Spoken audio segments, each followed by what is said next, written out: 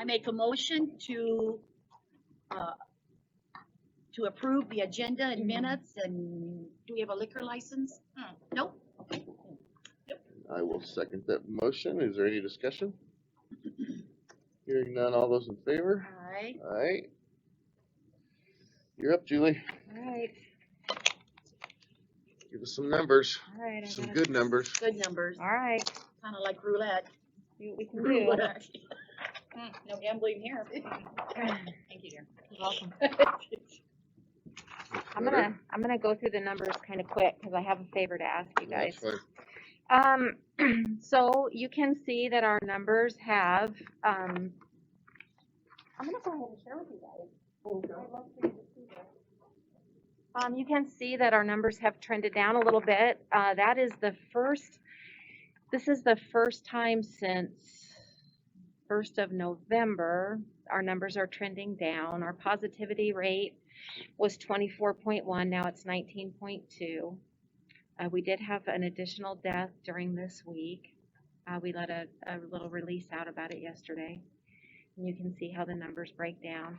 In this packet, I did include a couple of promotional sheets of paper, and it's just for your review. And I think if you have any opportunity to share your knowledge with the public and promote good measures, we appreciate it over at Public Health. We do appreciate the support that we receive from you. I had one thing that I wanted to spend a minute with you. You are well aware that the next big endeavor for Public Health is we are preparing to receive the vaccine from the state. Our first priority population will be our direct healthcare personnel, EMS, first responders, vaccinators.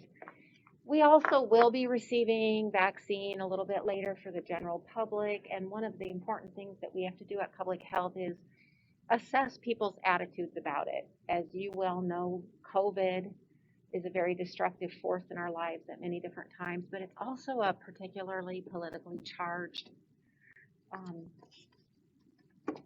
emergency. There's just very strong opinions on it on both sides. We are trying to assess in Mills County how people feel about COVID-19, what their experience has been, and then we sort of shift in this survey. And if you take the survey, I would really like you to be my pilot people and just take a minute and do the survey. I think number 6 should say unsure. I think you should have another option. Oh, see, now that's the kind of, I like that, unsure, because I think that there is a significant population that's sitting on the fence. Thank you. We are trying to, well, honestly, as Public Health, we're going to try to promote the vaccine when it becomes widely available. And part of the survey, when you look at number 7, when people are unsure or say no, we do have an opportunity to provide a little bit of education inside the survey, which we hope would be good for people to see and contemplate. So our plan is to put this survey online, and we would like to be able, maybe you can throw in your IT expertise. Yeah, we can make this work. Okay, so I'm hoping that we can do an online survey because we know from a research base you get more feedback online.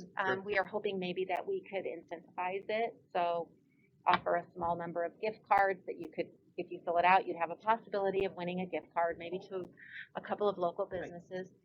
And then is there a way for us on that online survey to get real-time statistical, what the answers were? 74% said that they would, 20 said that they wouldn't, or, you know, and to gather information like that. One more step.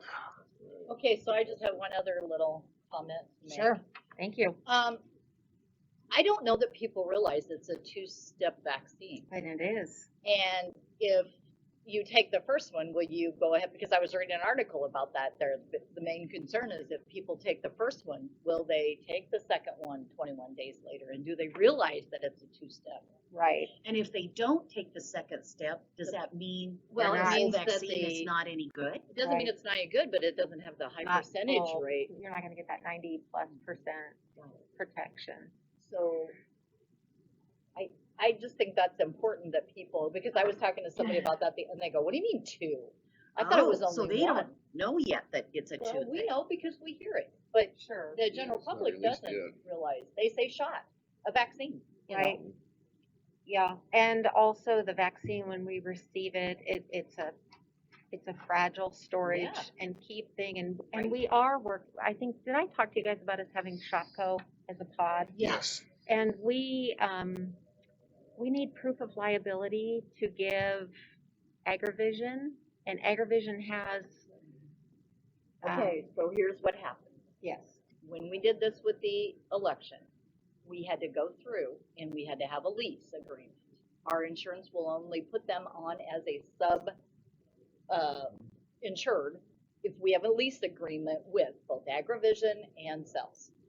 and what is the lease agreement? If they're just gonna let us use the space if and when, no Could be- specific date, just Could be kind of for $1. Well, you You'll kinda have need to have something a tied date. down. like a window. Yeah, a window in there. Or a 30-day opt-out or I mean, Tyler 10-day. did mine for me. It's not a big deal, but Yeah. we didn't get all of the signatures that we needed. I mean, we got AgriVision, we got ours, but we So I didn't, should go through Tyler. Well, he would Have you the- wouldn't could have grab to something. I mean, you wouldn't have to redo it. At least, I mean, only change things a little bit, but for whatever. Your agreement can be on a day-to-day, week-to-week, month-to-month Hello? basis too. so. Excellent, that's easy, we will do that. Well, I guess Okay. we have two issues. The first one is we have a Bobcat with a grappler on it that I think Corey had talked with you guys about. Yes. We have the invoice for it. I think he wanted to get Lonnie to sign it. Did he? Oh, he has to sign it? He Oh, already He's got probably it. you gotta accept it. Yeah. I believe so. Oh, I need the info back when you. Nope, I'm not giving it to you. All right, guys, should we let him buy it since he bought it? I don't know if it's bought yet. I What's think the amount? 3,334.57. From Bobcat of Omaha. I make a motion to Hey, Lonnie, Yes. approve. can we back up this? No utility permits. I'm sorry, I got in late. No, It's we, been done. Oh, utility. yeah, we have no, no no. utility we permit. just kind of jumped around, Richard, so we'll handle the grapple first, then we'll back up and do the utility. You don't have utility permits? No, Yep. no utility permit. All right.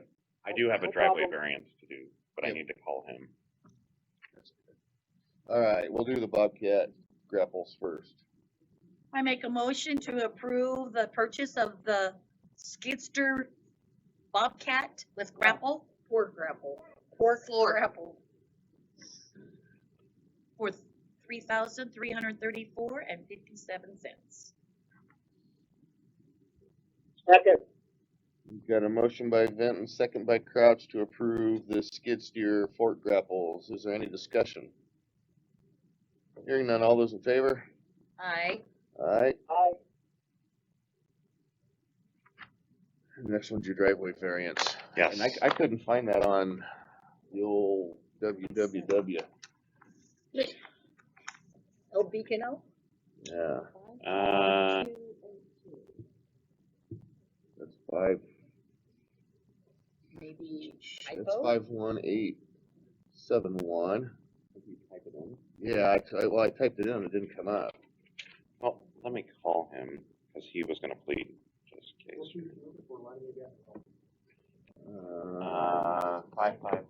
55282-237th Street. Brent Davy. Who? Brent Davy. Brent Oh, Davy. no, I meant down here. Go back up. Right. Go back to, Ferris. What's that? That's 240. Right. Keep going down this way. 5'5", we're 5'1", right now. Must be another picking up again somewhere right here. Must be there. 55479, and we're looking for 55282.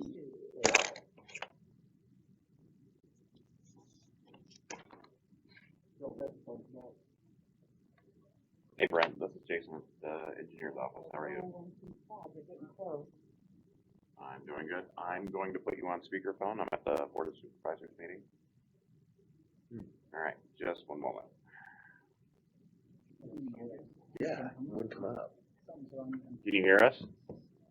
Yes, I can. Okay. Brent Davies, did you say? Brent Davy. Davy. How do you spell your last name, Brant? Davey, D-A-V-E-Y. EY. What's the address of the property, Brent?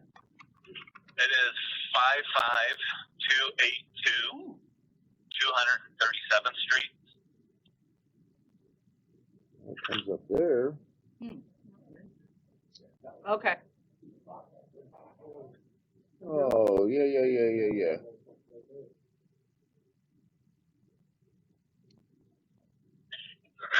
Yeah, that's Bill Rose. Wasn't What's that Stan Preston Bill going Rose? to, put a house for his mother-in-law? I don't know, he told me that. Myers was gonna probably Myers. What Myers? Twelve one today? Yes, it is. December 1st. So we're not gonna be finding that now. First day of the. That's Bill Rose, right? No, he's part of it. He's part of it. I don't think he's part of it. This is hay.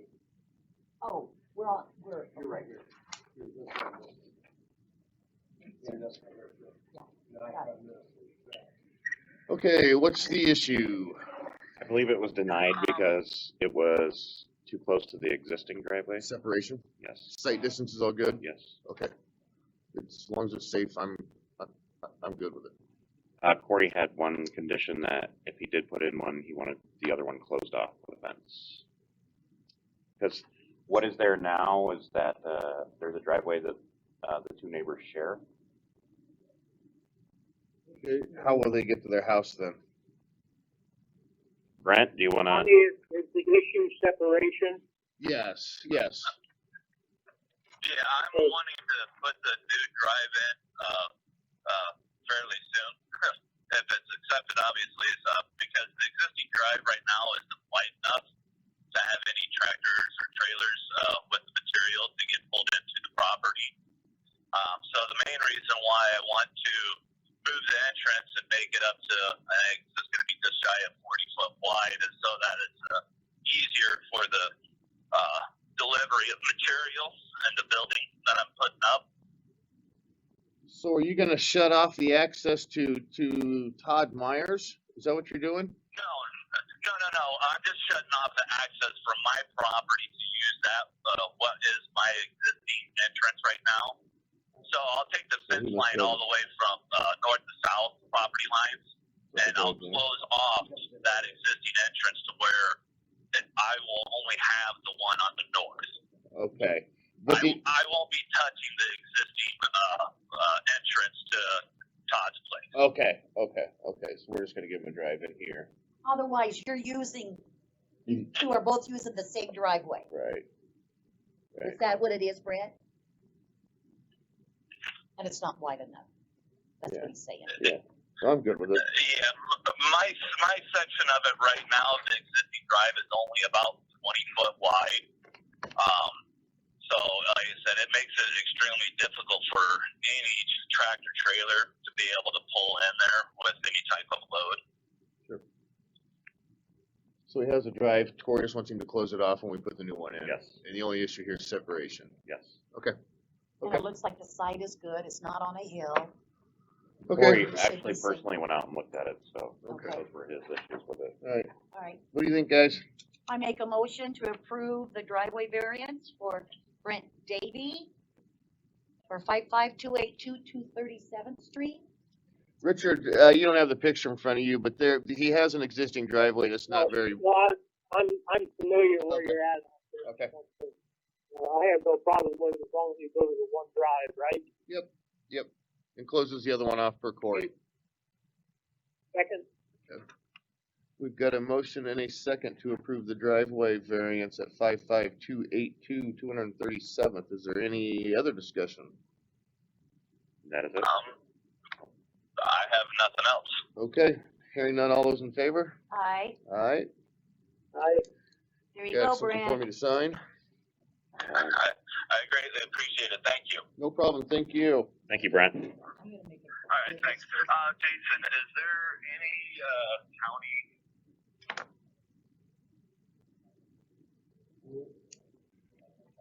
Yeah, you'll probably have to come down to the office and then, we'll talk about the, drainage tube and everything. We'll have a foreman come out and look at it.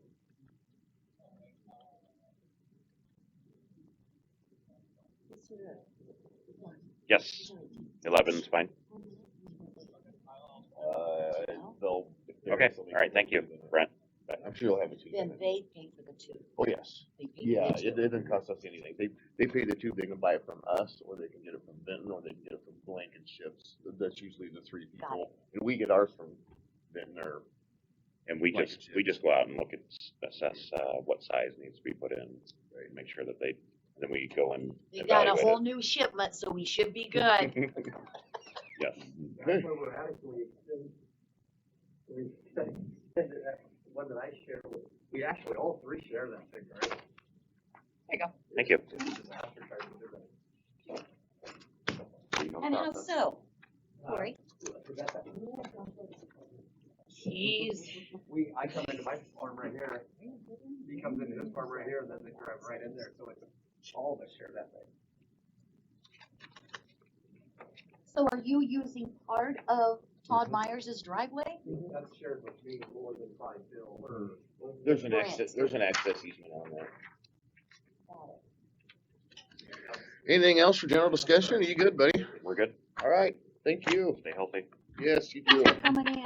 Don't come around our building. Yeah, no kidding. Right. Stay on the other side of the building. Thank you, Richard. We jumped out of order. We'll get back on order, sorry. Darren and Holly, you guys is up. Building and zoning updates. You wanna start? So I'm gonna have you start, we'll do permits first. Richard will send you a copy and you send those over to Carol. Thank you very much. Shop, housing, storage, Novembers are always our last minute in December too, depending on weather, and we got a lot. Even on the other side. Yeah, we got a lot. We're more than what we expected. Was there another one too? The house one, she didn't do that one, did she? She can see a lot of, as you can see, a majority of them are all the buyout demos that are still On the working on back. that, yeah. Yeah. But the highlighted yellow ones are all new houses, so we had 1, 2, 3, 4, 5, 6, 7 submitted in November, which is, usually we get three, usually we get 3 or 4. And there's one still on my desk, that's the pending one, and then we're supposed to be getting another one in here next week. So the building is not slowed down at all for new homes or construction. Our commercial has, but it's been picking up. It will die again, just depends on what the weather does every year. So are these Last year, the we were steady all the way through. flood families that are now No, none of them are. coming out from Omaha? These are, yeah, transplants from Omaha or from, some of them from other places. Now, one is a local, Dave Bloom is building a new home there on Kidd Road, the new paved road. Like Keith and Holly. Oh, So, that's Dave. I thought it was Dave. Bob. no, it's Dave. That's Dave. So it's been pretty busy for permitting. Commercial wise, I said we haven't seen much. I wanted to kind of give you an update. I did meet with Loves, their construction manager, and then their area, I don't know what you call him. He's like the administrative person over at manager. Is that Alex? Alex, yeah. And they are moving, ready to go. They're gonna start. They're trying to decide if they're gonna do a drive-through for this subway and reconfigure the parking lot. They're leaving everything the same, and they're looking for an opening date in May. They're hoping before Memorial Weekend is what they're doing. So they'll start. The interior work for the Yeah. winter. So they're gonna start here probably at first of the year, getting the permits and get the Is that rebuild. Brothers And didn't buy it? no, there was all these rumors, but they did. When I talked to Alex, he says, "Oh, we kind of fished around about it because people were all coming to us wanting to buy it." It's a prime location. So he said, "No, Loves." He says we actually Nobody had wanted to pay anything for it either, they just wanted to. we had the Loves family come out and they looked at it, and then they did with the Corps and with Corey on the levee and rode that, and they felt real comfortable about everything. So they're moving forward with that. So that's a great thing to see that Great rebuild. to see. Still working with the hotel. They have a architect now that's building it. The hotel, they got flooded out, and they're gonna want to rebuild it as a hotel. At one time, it was gonna be apartments, but the original owner, I forget what her name is. Ring, yeah. And they're going through and they want to be able to start construction here after the first year too, if they can get their plans. And they're just gonna build it the same it was, but we had to update it for new codes and a few other things, but the separation walls, everything else are in there, so that's gonna be, I'm hoping to be, they're wanting to open hopefully by summer. Super, that's gonna make. I it don't know if she very has nice. financing, I don't know what, but she wants to move forward with it, Yeah. Good. yeah. So we're starting to see a little bit more of that. The Echo building, we finalized that out up there, the new one by, on 194th. And they're coming in, they're wanting to do some offices inside of it, and it's a cable company, and they're doing everything for Google, but they're gonna have offices and do things in there, so they're coming in for a revision on setting that up, because it was just a warehouse for Echo, and Echo gave them the whole lease. So Echo's looking for another piece of property somewhere. So I know they're looking around that area, but they're trying to buy the people south of them on that place. When they talked to them, they were trying to offer that, and I don't know what they do there. What they have trucks going in and out of there, and They were refurbing ovens for decades, but I don't know what they're doing now, like pizza ovens and stuff like that. Oh, Any that's kind of old oven, ones and yeah, redoing them. yeah. So commercial wise, it's going. We don't have any big things going, but talking to Marco, which he's been in the office, having his baby, everything. There's been a lot of potential, and in fact, Alex, I told him about the overlay and how that's working, and Marco and Alex says, I have a few transportation type companies that we work with, and that would be a plus. And I says, Yeah. call Mark. I gave him. He had Marco's number, but I said make sure. And I emailed Marco, let him know he's going to reach out to him. So, hey, whoever you know. And Alex was pretty excited to see how that would work. He had no idea when we came in before, and we didn't really talk about it, the redevelopment and everything out there, and that for that light industrial complex. I said it's pretty much tailored to, it's tailored to trucking and to, it pretty much fits in his business. So he said he had a few days going to get with Marco and try to reach out and try to get some things done. How So is the WSI building, WSI, how are they doing? they're good. They're stocking. There's trucks going in and out of there now. They said they're not going to be operating until probably in the spring when farmers start fertilizing and doing other things. But yeah, Syngenta, we're hoping that Syngenta paints the building. WSI didn't want anything to do with it. They just wanted out of it, and they did everything. So I hate to say it, just basics, and that's just how they operate. So I would imagine Syngenta is going to come in and put their sign on redo So it's things. not gonna be WSI?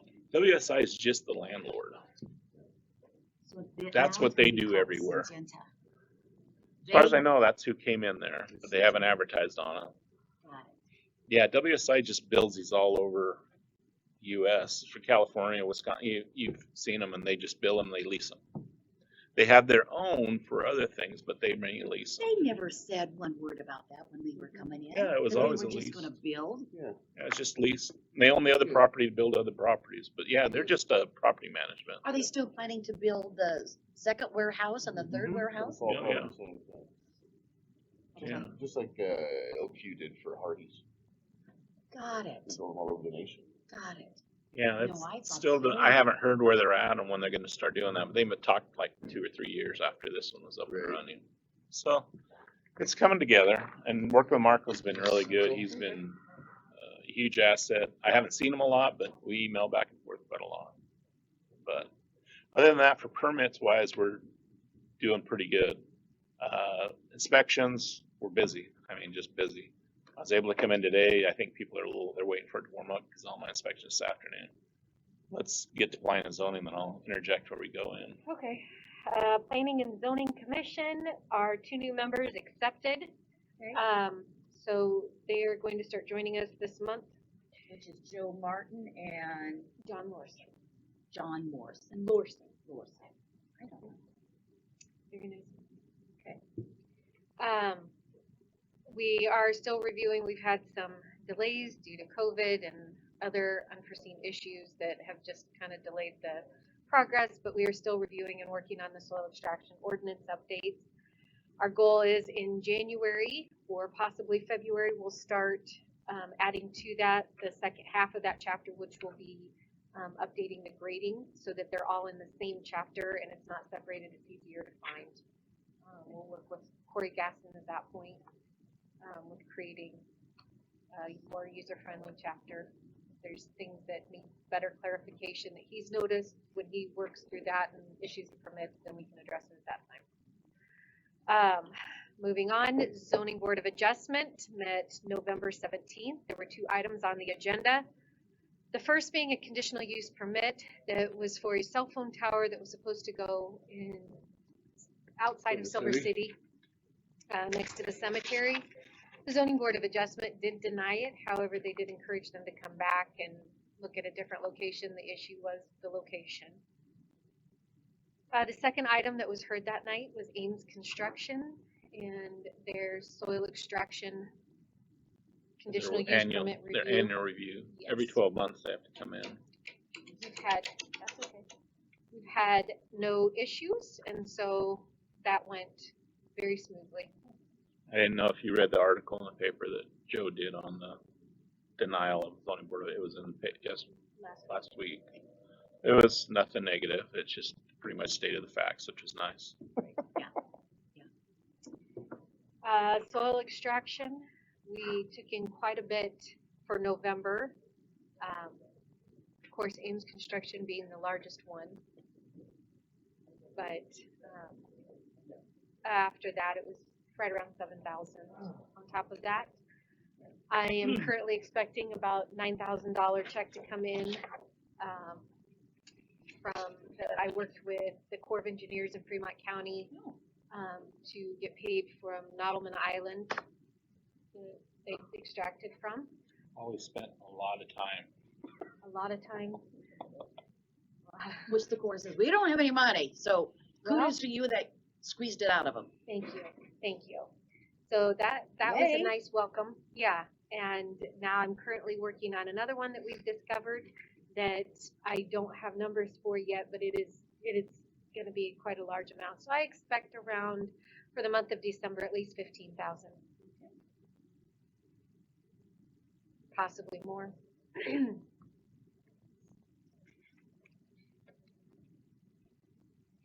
Any other numbers? Oh, for December, no, that was all the numbers. I was just gonna mention, we have Ron and Lyle leaving our planning and zoning board. Lyle being there from the beginning. I didn't know if, since you appoint them, this board, if there's something you guys would like to do, we could help get something together, like a appreciation. Of some sort, if that would be acceptable, we would like to show our It appreciation. would come out of your guys' budget, so we'll throw that out there. How does that work Take it out of the auditors. Yeah, take it out of the audit. We Yeah. just thought it'd be Yes. something, and then put it on the agenda for you guys to present to them. Yes. Like at the first of the January. year, or the end of the year, or the first of the year. I think that would be very nice. Okay, we would like to Spend see a lot that. of time. They, Yeah, order it up and we'll get her done. okay, I'll work on that. Send the bill to Carol. Yeah, send the bill to I'm Carol. always happy to do that. Everyone would. Thank you. We would- So Lonnie, tell us, does your dad like, I mean, is there just shit on the shelves, or would he like a clock? Would he like, I don't know, a fishing rod, or? A new 2020 Duramax. Yeah, that would be nice. Tell me, I don't know what a Duramax It's is. a diesel truck. Oh. About 60 grand. I don't know that we've quite got that in our budget. We're Now, out, we- you know, we He love doesn't want him. it, but my kids would love it. But, but you know, but would it, when she said the You know, clock, plaque, thing, a clock, they used to So have whatever. over at Does- Warren's, they used to you know do what like he a would have clock really one. appreciated? Would it be a Thank you for your new time, super sir. fishing pole, or a boat? Not a speedboat. Lyle's been Boat? active on this forever. It'd I be- know. He's, He's and quite he's a guy. very Plaque, knowledgeable, and he clock, has, something along that line. A yardstick. We hate with losing them. That's the biggest thing. What? A We hate losing them. I know. Something on it, so we can continue with this. when you have somebody with that much background and knowledge, it's Yes. hard. Absolutely. I turn to Lyle a lot. for- I'm sure his Well- brain can always be tapped if needed. We'll come up with some ideas if you Yeah. want us to run by you before we purchase or anything. We can do That'd be that. great. I Yeah, think that's that'd the be a ideas. must, Darren. That's very thoughtful. in a lot. Just make sure it's not too many zeros behind it. Yeah, the truck But hey, we probably love not the an guy. option, but we'll put it on the If it's list. got a lot of zeros, that goes in They're the not selling. supervisor's budget, not the auditor's. He's a couple years old. I mean, we could sell for an 18. You what? 2018 would be good, and then they're not too brand new. You're really hooked on that. I just meant like, you know, what do you call those fishing poles at, 202? A zip code 202. He always talks about a zip code 202. Hey, Does that have a bobber on it? we love you. They come with bobbers and poles. Oh, Yeah, they're, hey, we it's, could get him his very own bobber, you Kitty know. fish. but- Well, that Very works. nice. Lots of great ideas. Is there any questions you guys had for us for the department? or- Thank you. We appreciate you coming in and talking to us. Well, we- This blows our mind. It really does. We'll try to come back also with the ordinance, meeting with planning and zoning on the 15th. I don't know what will get approved, but we want to be able to move forward with the rest of that. Okay. Some of that after the first of the year and start getting it into ordinance Looking at form. the first of the year, with my conversation so- with Tyler. That's what we're talking about here. The rest. No, our other No. ordinance is planning and zoning, the The soil changes, extraction ordinance Got changes. and the new zoning ordinance, and then also the zone changes we've done in the last 3 months. And try to Okay. get We're them looking there. at that for Yeah. next week. While we're I asked talking about Carol, that, yeah. What mechanism do they approve switching the zoning for It's certain just- parcels? What mechanism do you guys need that in to approve? Is it just a resolution? It's an amendment to the zoning ordinance and to the Well, okay, zoning wait, map. Right, but it's a resolution. okay, but, Because well, it doesn't actually that's what change we're the trying to ordinance, decide. It just changes the map. right, the matrix, right? I've got Or the- the I've map, got The or the what? zone, yeah, the planning and zoning map, it's, I forget I'll the look official back name. at what we did last time. Because It was Because- just an amendment. I've got everything Yeah. else done, but yeah, I didn't know what format. we It's needed just, that in. that's what we The were zone talking changes about that for too. the landfill. Because you're doing Oh. personal, The industrial, we wanna get that done. so to me, it sounds like the map Yeah, and just Should be a the resolution, matrix, right? shouldn't it? Well, Yeah. not the map Okay. matrix. That's Yeah. right, Yeah. 'cause It's it's just not a like map. something With a like- new map attached to it. Something like that. doesn't need Do we have to go have a through. public hearing? Well, see, we did it about Well, 3 or 4 years ago. We do? Did they do a public hearing? Yeah. Yeah. Okay, so yeah, we'll just do a Yeah, public hearing. any ordinance change, we'll do a public hearing. Well, I just didn't know if it was. Well, we're technically an talking ordinance resolution, change. that's why It I'm. is Well, changing the map, and It's it's part resolution of the changes zoning the ordinance. ordinance. Yeah.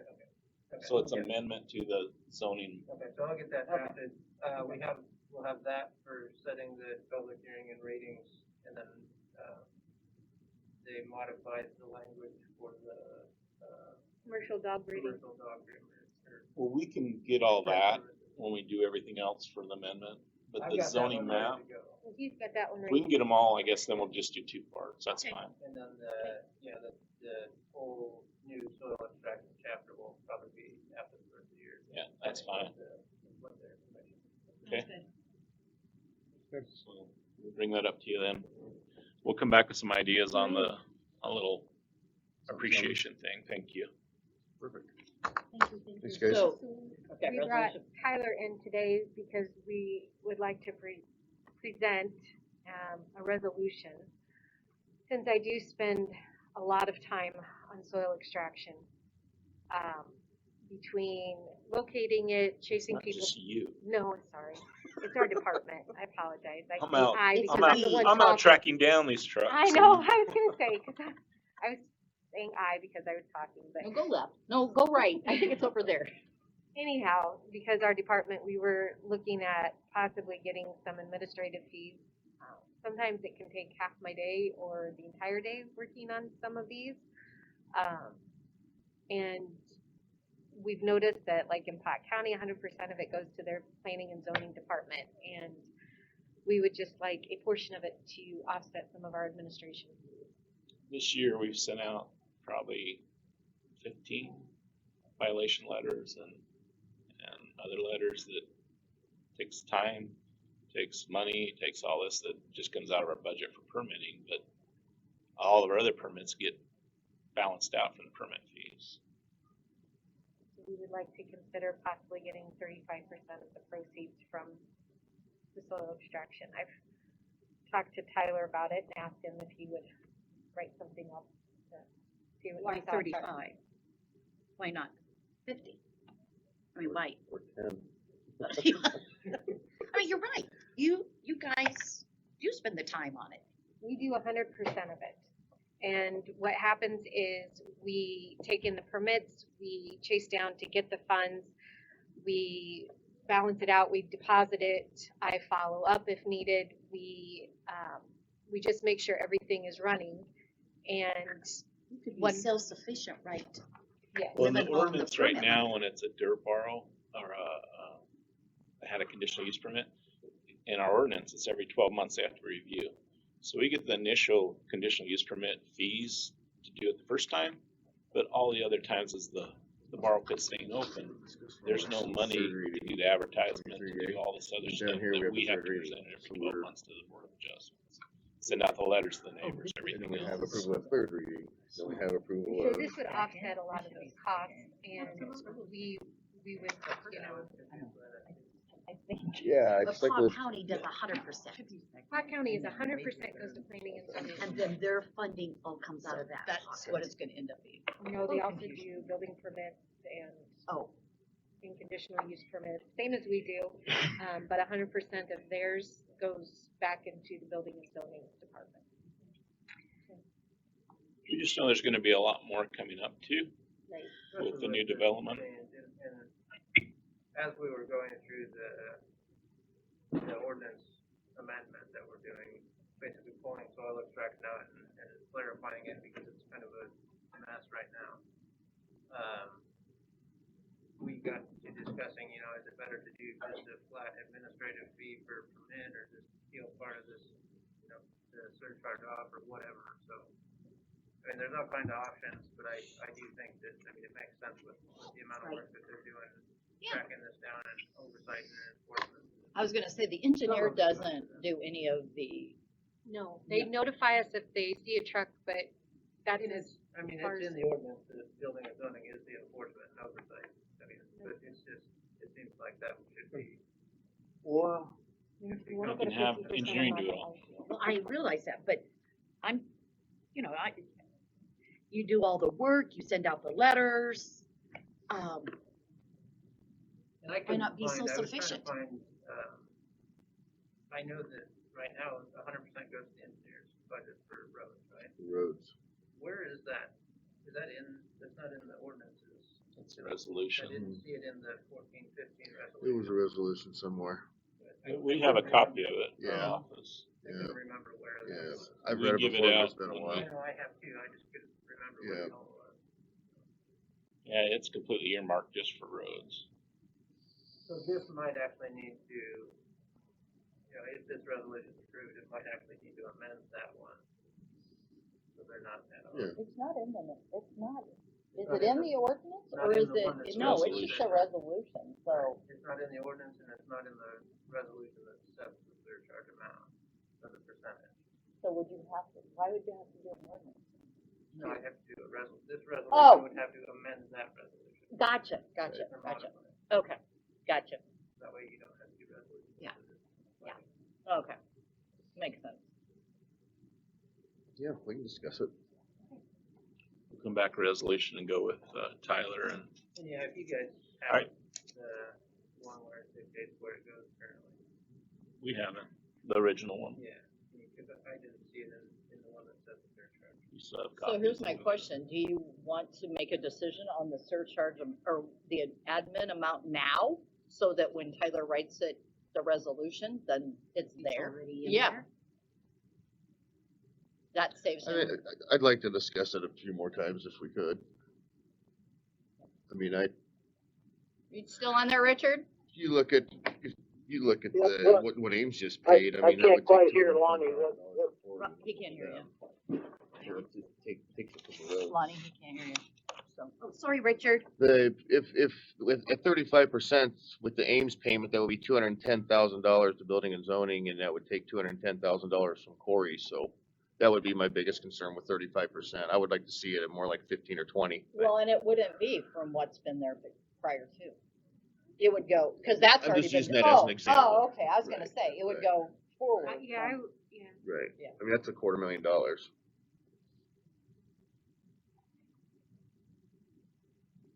But we're Come on, talking about discussion. changing the fee rate or? no, just where it goes, Richard. The fees would stay the same, but instead of Corey getting it all, it would go to building and zoning. Just, Right, yeah. right, yeah, Okay. part of it.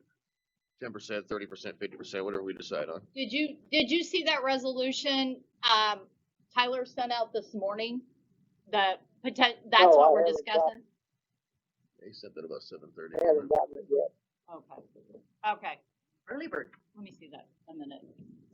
You can have, we have another copy. Okay, so basically, Richard, what it is doing, it's just adding an admin fee, it's so that the building and zoning gets a portion of the soil extraction fees, right? Yes. Yeah. That are already set. That are already set. And a potential percentage of that. Okay, this doesn't say the percentage in here, does it? Yes, at the bottom. Oh, okay. And it's the resolution that the preliminary draft one said 35% of the proceeds obtained should be retained by the building and zoning department. So that's the questionable, how much would be the most percentage wise, because otherwise 100% goes to the roads. Whenever, That's the discussion. whenever we come in to discuss anything, we throw out a number, but Right. we don't expect it to. That's always up for discussion. It's like Lonnie described, we just want to be able to cover our costs. Well, I think that's no more than fair. I mean, building and zoning do all the letters, all the legwork, telephone, setting up, you know, is it a fair amount? I don't know. He's still drawing 65% of it. That's a pretty good chunk on some things, so, maybe eventually we can get our own business going, you know, so. That's where I stand on it. I would go with 35%. If you want that in the form of a motion. I think Are we going that far? We just want to take a look at the resolution. we're taking a look at the resolution that's why we Cool. wanted you to look at the draft of it, to comment. You can comment to Tyler, That's fine, that's fine. whatever, right? We can bring it back to change the resolution, amendment to the resolution, everything And else. yeah, it probably needs to be set up as an amendment to the The previous original resolution. You'd like to bring it back next Tuesday then, Sure. to discuss it The again. wheels turning on it. We'll just keep it at the 35 till you guys decide, because that can just be a change to be done after they amend it, okay? Thank you. Thanks for coming in. Thanks, guys. Good to hear your Yeah. report. Alrighty, what do we have next? West Central, are we gonna do that, or are they gonna call in? Carol, is Wendy gonna be calling in for us? Wendy is calling in, yeah, at 9:30. She's the 9:30 person. All right.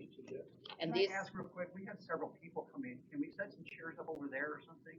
I don't think we can have too many people in here, actually. I don't think we Yeah. can have more than 8, isn't it more than 8? Great, 8. about eight. And I'll be I don't know when yours is. Oh, okay, we're not on, okay, I'm sorry to interrupt. Go ahead. No, you guys are 10, We'll stay cool for now. I think you guys are 10 something. 10:30. Yeah, you guys are 10:30 on the agenda. Yeah, we know. Oh, okay. We're just trying to learn. Oh, okay, no problem. Listen and We learn. always love to have you come in. Listen and learn. That's all right, that's all right. We have to wait till 9:30 for West Central. You know what, we can move ahead with some of our other stuff, maybe? All right. So Is what, Terry on board, on there too? Who's on? Hello? Yeah, I'm here, Carol. Okay, Sure. just checking. Okay, so while I was gone, discussion came up that, Corey would like to move some of the houses off of the properties instead of destroying them on the property.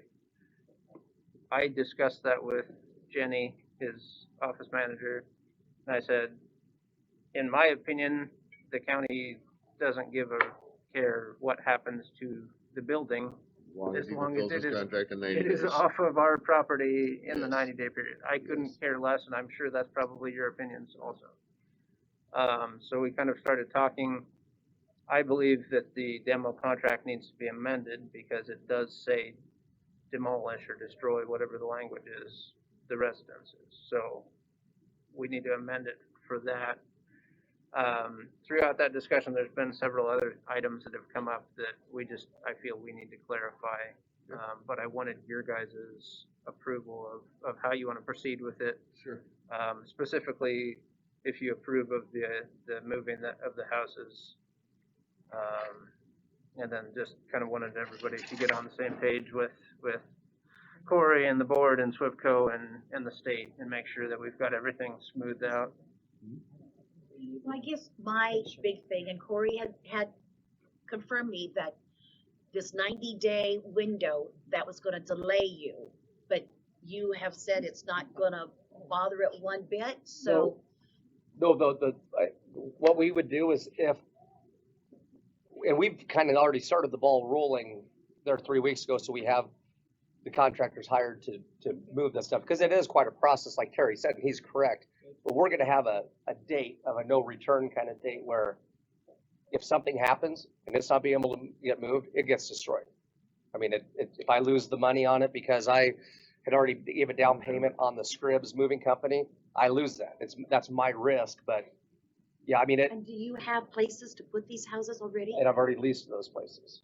Okay, And so, but there's not a foundation and. No, and- nope. So will that have to be moved again? It will, and that'll be at my cost. Yep. Oh, God, Corey.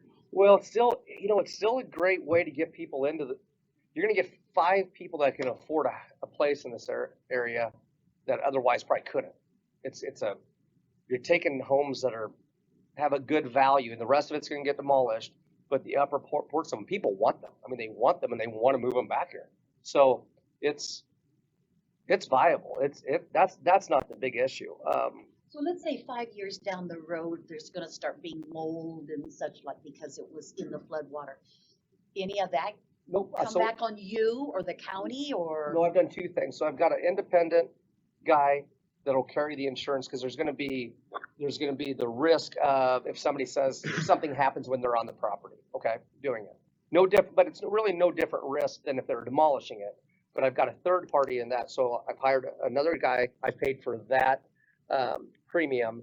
That way, when that gets moved, it's got another layer of protection if something would happen. More actual protection than if I was there with an excavator and slammed a piece of rebar through my head, just to be kind of, I guess, brutal. And then after that, once they're moved, we have a hold harmless agreement that we will have with those people, and we'll have a very ironclad hold harmless agreement with me. But these homes that we're moving didn't have mold. They didn't have the water in an area where it could get mold. These were brick foundations, and the water never got to the floor joist. So we're not getting the homes that have more of a potential to have mold.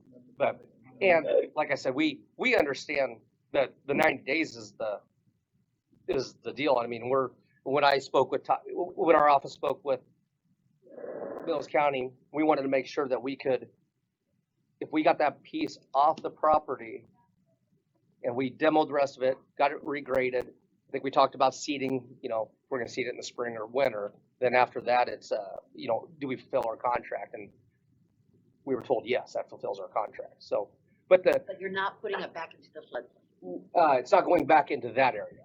Now, Everything is in a flood zone. Yeah, It depends on your risk. Well, I mean, you're just gonna move it across the road or are you gonna head up to the hills? we're moving it across the road. More than likely, these homes, and it's gonna be dependent on if they're allowed to go there, which would be no different if, like in PJ, you have people building modular homes in there now, or if they build a building to live in it.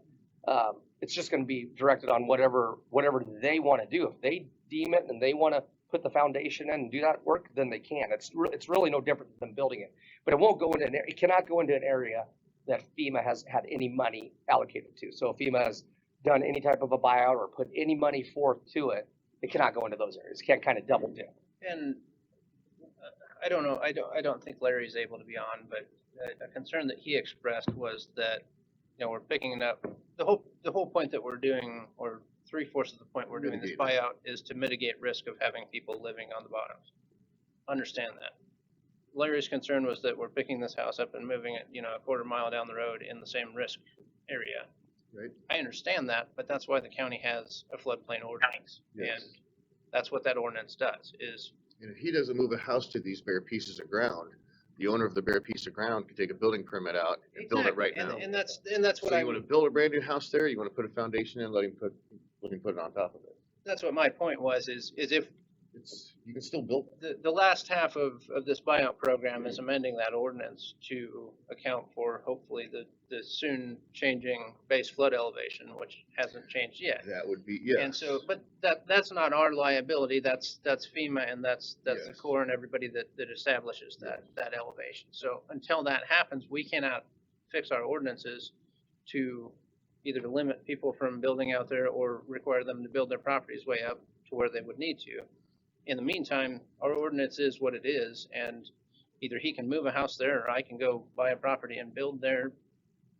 We're powerless. I mean, you can't tell one person, no, you can't put a house there when every other person could. You can. And so, something that Corey and I have talked about, and I don't want to seem like I'm swaying people one way or the other, is that both in Mills and Fremont County, there is a massive lack of affordable housing. Yes. And there will be programs hopefully coming through the CDBG in years to come to help with that. But if this is a way that you can, get somebody into a house for a more affordable price because they don't have to pay to build it, or they don't have to pay the astronomical prices of, moving in some of our areas where people are paying double what a house is worth. Why the hell not? I mean, that's. What surprises me is if they only got water in the basement, how did FEMA ended up buying them out? It's not FEMA, it's us.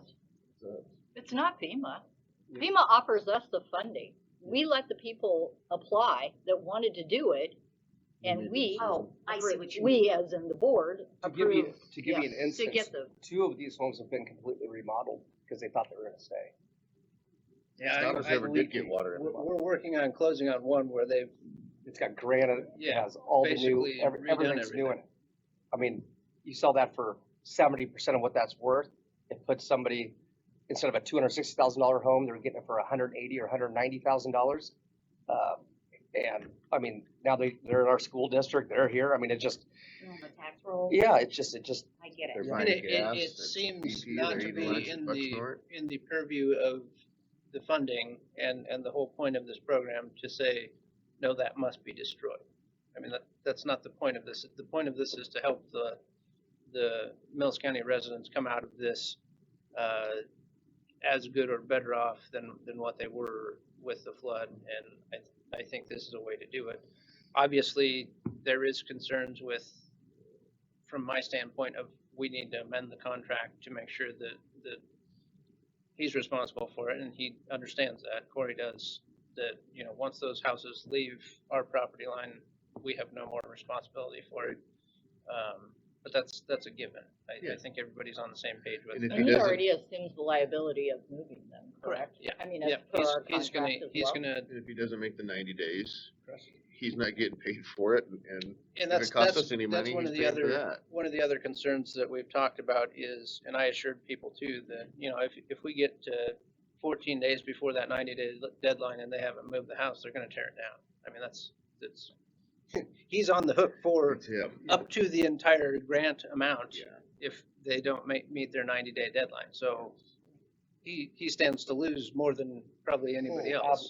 One home would And- cost me more than what all of these make. The whole job would maybe That's what I profit. mean, and so It's gonna get done, I mean, in a it's, sense. yeah, When he means, if that house is bought out at $270,000, I'm on the hook for that portion of it, whatever portion of it would be. So it's a risk, but as I was sitting here, David Scribbs has called me twice asking me when we're gonna Get start. ready to go. Yeah, he's, yeah, So you what are have we this in- talking about, 6? Get this probably amendment 5. done. 5? More than No. 5. I mean, Matt there Woods may be 6, gave but me a proposal that I'm gonna work we from, need to but look there's at a it. We need to couple look other at the things house we to need make to sure add that into it. it's viable, because So we you- also don't wanna sell something that's. Are you looking for a motion from us to move forward then? On allowing the house movement, yes, that's something I was waiting for you guys to formally approve before I actually amended it. 5, possibly Hey, 6. Tyler? We hear you, This is Richard. I guess my biggest concern is, when we move these houses and stuff, they get them located and everything. Then we have another catastrophic dilemma like we've had. who actually said we could put those houses there without the county being liable for that? Richard, he's gonna put them on bare lots now, so if they didn't move a house there, let's just say Corey owns a 2 acre piece down there, he's moving one too. If he didn't move a house on it, Corey can build a house tomorrow on it, brand new. So they're, Okay, I didn't understand that. I haven't seen the resolution or anything, but just some clarification is all I'm asking for. Yeah, Yeah, it's- and that's why I said it's important, it'll be important to get this amendment right to where it's, you know, a bright line that our I don't wanna- liability ends when he picks that house up and moves it. there's already elevations set by FEMA and their Right. flood maps Yep. for what he has to build them at, Yep. and they have to abide by that already. And that, I mean, that falls back to building and zoning is very good at Yes, making sure that yes, people abide by that. Then it'll go through the process. It'll be a new home, so he's gonna have permits. Yep. Footings, foundations, electrical, plumbing, Just like building a new inspections. house. You're exactly right. It is. Yep. Yep. Well, I agree. I mean, that's our biggest headache right now. We just don't have enough housing Right. for our families. So, Right. you know, if you think you can handle it, and that 90 days just scares me for you, Corey. I know. I don't know how you sleep, Well, I've got. but that's how I am. Well, interesting, we have dumpsters at every one that has closed already. We have 7 excavators sitting. There's a couple other things. I hopefully we get this done first, but yeah, They're ready. we're ready. We just need to go. So, but like, and I understand Richard's deal, but yeah, we're putting them in areas where you could build, and all the liability falls on me. No different than if I'm taking that trash truck down the road and a roof flies out the back of the truck and it hits a car, that liability still falls on me. So, Okay. Two other sorry, I'll let you Where are we at? take We action on need a that. motion to move forward and modify the contract if we're gonna do it. Okay. I so move. Let's give him the A-OK and let him get going. So we got a motion to Okay, approve is the this, demolition. is this on the modification of the demolition contract or where are we at? Yes, Yeah, sorry, we jumped around a bit. yes. Okay, that's where we're at, all right? Yep, Yep. sorry. And Vinton made a motion. Are you gonna second it? Yeah. Second. We've got a motion by Vinton, second by Crouch to modify the demolition contract. Tyler, you will work with Corey on that. Yeah, and so with this and with the abatement contract, I don't have the abatement contract ready yet and approved by the contractor. I might ask if you guys can meet Thursday or Friday just fine to with that. approve all of Yeah, them. we need to get him This going is as quick as shit we need to possible. get done quickly, Yes. and same with the We- abatement, because, We forced around for a whole month. I know, before. yep. Is there any other discussion? I better see a lot of good work. Hearing none, all those in favor? I, Aye. Okay, so two other things, and, Terry or Swipco can jump in on these, cause I'm, again, kind of trying to get caught up from all this stuff from when I was gone. There's Sandy, is it a waste and work plan? Is that what you wanna call it, or what it's called? Yeah, health and safety, waste and work plan. Health, We safety. need to know, yeah, we need to address all those things. So that's something that is required just to It's To- not on here. basically provide, it's part of the contract amendment. Yeah. This is something that is gonna be required from them to provide, to basically tell SWIPCO and the on-site monitors what their process is gonna be and how they're gonna abide by the FEMA regulations. This is the fun of federal seriously? grants. yeah. Um, I mean, it wasn't gonna happen. It's red tape. So it's not, yeah, it's red tape. We should have expected it. It's not in the contract, and so I told Corey that I'm comfortable adding it as a specific item. And if there's additional cost for it, there's additional cost for it. I think that's fair, because I don't know how well that was clarified, Sure. when we entered into the contract. And I sure as hell wasn't aware of it, so Yeah. that's partially our fault too. Yeah. The other thing is there's a 10-day notice that has to be provided prior to beginning to the DNR for the environmental stuff That's what makes me mad. Per We house. still can't start. per house. So That's what they've makes got me to, mad. after we give our notice to what? proceed, they've got to do well, I think Do we're they even trying to know get that it they're set to supposed to be where, included? we're No, trying to it get it wasn't. set to It where wasn't. We were never- when we pick properties to start to close next week, we're notifying them so they can get the demolition permits But then hopefully they also can do the 10-day notice to DNR, so by the time we actually close, they only have 3 or 4 days left on that waiting period. But it's just, it's a mess trying to get all Put these it all together deadlines. and get it done, let's move forward. And Oh my so, God. so I'm assuming there's gonna be additional costs for them for that too, to provide that notice and get all that shit done. So I just wanna make sure that, Did SWIPCO know that DNR was gonna get their little hands in the till and, They're on. oh, did you know DNR was gonna be getting their hands out? I mean, the whole thing is so ridiculous. DNR always requires a 10-day notice when there's a demolition. So yeah, we knew that would happen, and the contractor should know it as well, because they have done demos, so I it's just no wish, surprise. I just wish the board would have known it too. It'd be nice to let everybody, that way everyone's on the same page. and it's. So is this again, we- another added cost? We probably, yeah, so that's why I wanna Huge? include it. No. No, but it's enough that I wanna include it in the amendment to make sure that everybody's above the table. We probably, before we approve the contract, should have had a sit down with everybody and walk through the process, just to make sure we had It's another everything cost, accounted it's for. another time. Tyler? Yeah. Tyler, why was that not included in the bid? That is normally how it's done. Oh, I don't know. Okay. Well, I'm not gonna. The contractor should, be knowing that the 10-day notice costs $100 per property. And what are they gonna do? They just sit there? I mean, do they, They're monitoring the asbestos and the amount that goes into landfills. That's their job. so what happens if we don't give it to them? You don't give them what? If you don't give So them, if they can do the 10-day notice on all the properties or a big chunk of the properties that will be closing in the next foreseeable future. They could do that now, so then it passes and then it won't even be an issue or worrying about that at all by the time the property closes. We can sit here and point fingers all day long, but let's move forward. Yeah, If there's something you need in the it's contract something or I didn't something, some clarify in the addendum, contract, I wanna get it clarify it done. in there, yep. It's not Yep. Get it done. Yep. Thank you. Just, So I think that's the only other, the other thing is, so SWIPCO has, ATC and Todd Brummer is their on-site monitor. I think he's been doing a really good job. We're just trying to work on facilitating communication between Corey's company and ATC. There were concerns that came up with, weekend work, which, I mean, that's Weekend work every understandable when he's got 90 days to get this done, it's gonna happen. I think the bigger thing that kind of caught me off guard is the idea of having, you know, if you wanna recycle some metal off of a building, you can contact Corey and go do that.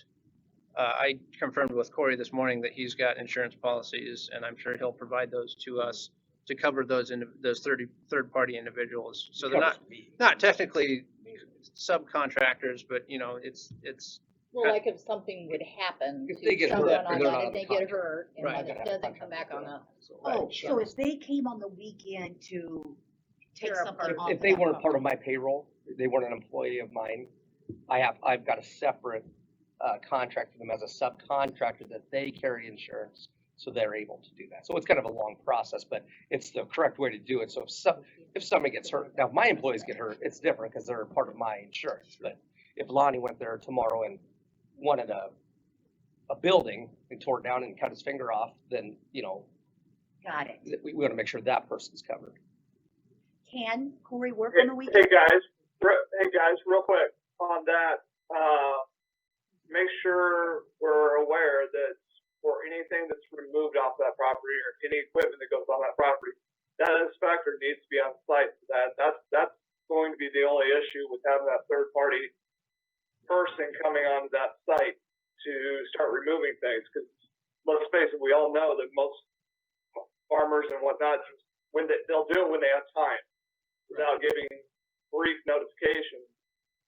So remember, your area is extremely sensitive when it comes to archaeological down in that area. So that monitor or a monitor has to be on site whenever anybody has equipment or is taking anything apart. Yeah, Jared, we've done that. We did a little bit of Lincoln took down a building, a little bit of it this past weekend, and the monitor was on site, and Todd and those guys have been great. One question I have, this is a lump sum contract. Besides knowing that if you run into hazardous materials, paints, any archaeological problem, why would a monitor need to be on site other than those things, since the contract is a lump sum and you're not calculating debris removal by trucks, it's not time and material. Typically, it would surprise me that if that's a cost for the county, that would be a huge reimbursement.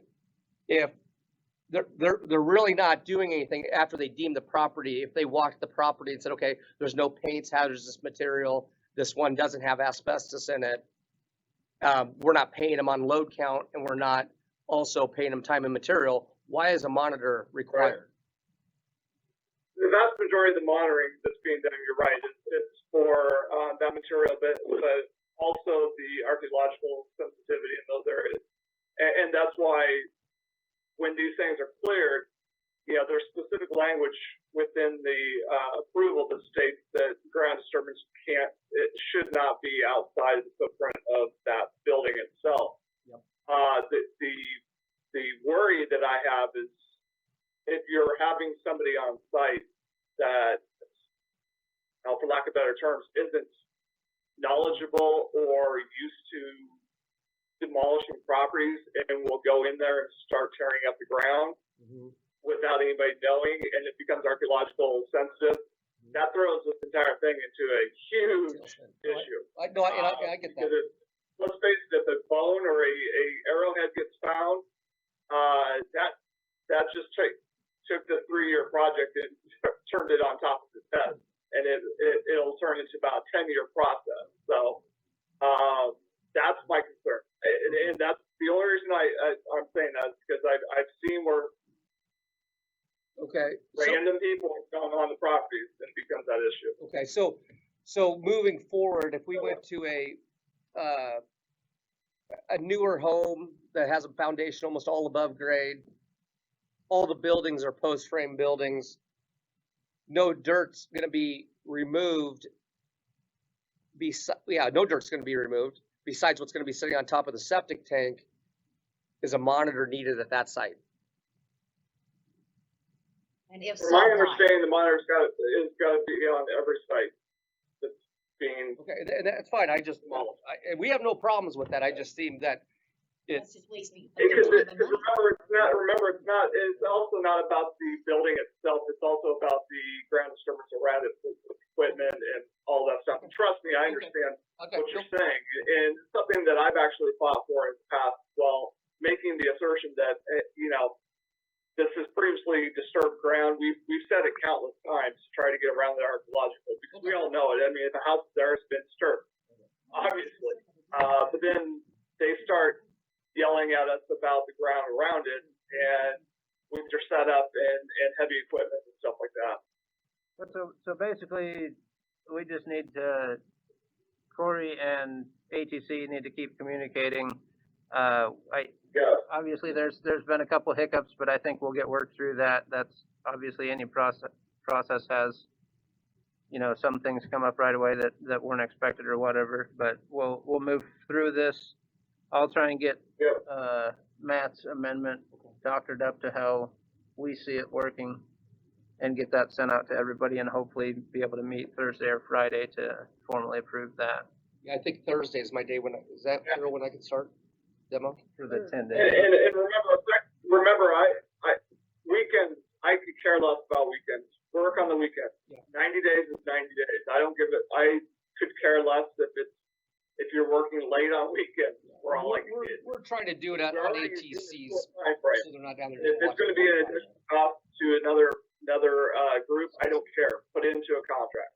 I'm not going to restrict anybody on the work, especially now that we're in winter, because let's face it, everybody, we could have foot of snow here in a couple weeks for all we know. So as long as the weather's nice and you guys can work, feel free. I hate how. And This is Alexis, and I just think that's where the work plan comes into play. It's something that the monitor brought up as well, just that would be helpful, so he's not asking us questions, you know, and yeah, we all know it just takes some time to work through things and just know what's what and what's going on. So I think that would be just very helpful, and so the monitor can know what he's looking for, know what's going on, and so he doesn't have to worry about his liabilities too. So I think that was the biggest concern. Okay, yeah, yep, makes sense. Alexis, I think one other question was, is the county responsible for this, monitor, or where do those fees come out of? Well, so it ultimately comes out of the PA, the public assistance portion of the grant, the management portion. So ATC is a subcontractor of SWPCO, because you have the staff and they'll be able to be on site all these different days. And so ultimately they're under SWPCO's contract. And then it all falls under the management of the demolition part of it. So it's all coming out of the grant funds, but as Terry said, you know, whatever the cost needs to be, and ATC is aware of it, as long as they get a heads up to be able to find workers for the weekend, And we've been trying to do that. We can't do much They've work. been very good to work with. And Carol, it's a federal requirement to have that monitor on site for these demolitions. So it's us mandating. No, I just wasn't sure, I wasn't sure where it was coming from. I didn't realize whether the county, it come out of but obviously it comes out of SWPCO's percentage. Okay, that's all I was. So effectively it's coming off of SWPCO because, well, two reasons. One, they subcontract the work, and by doing that, we'd have to go through the procurement process. You guys easily could have procured that work. It's just easier to go through that process. Okay, thank you. Anything else we need on this? Yeah, it's a big requirement that not everyone's super excited about. So other than the policy change, the health and safety addition to the waste and work policy, is there anything else that needs to be put in there that we need to identify, as addendums to the contract at this time? Can you? And I'm gonna do a formal amendment, so Yeah, okay. completely redo. Instead of addendums, section two. okay, Yeah. okay. Okay. Yep. The only thing I can think of is this is something Terry and I touched on a month ago, I believe, when we had a meeting in here. Terry, if this gets in, well, it's gonna get into the winter where things cannot get finished graded and seeded. You know, the dirt can get brought in, but it won't be finished graded and seeded. Is that won't be an issue, if I remember right. You can seed it, but it's Yeah, just not guaranteed you're to right. grow. So effectively, the 90-day stops when all the structures are removed, foundations are collapsed, punched, whatever, and the hole is filled with dirt. 90 days is over at that point. We'll end up with a better product. Adherence to that 90 days. Yes, you'll have to come back in and seed it later, and that's fine.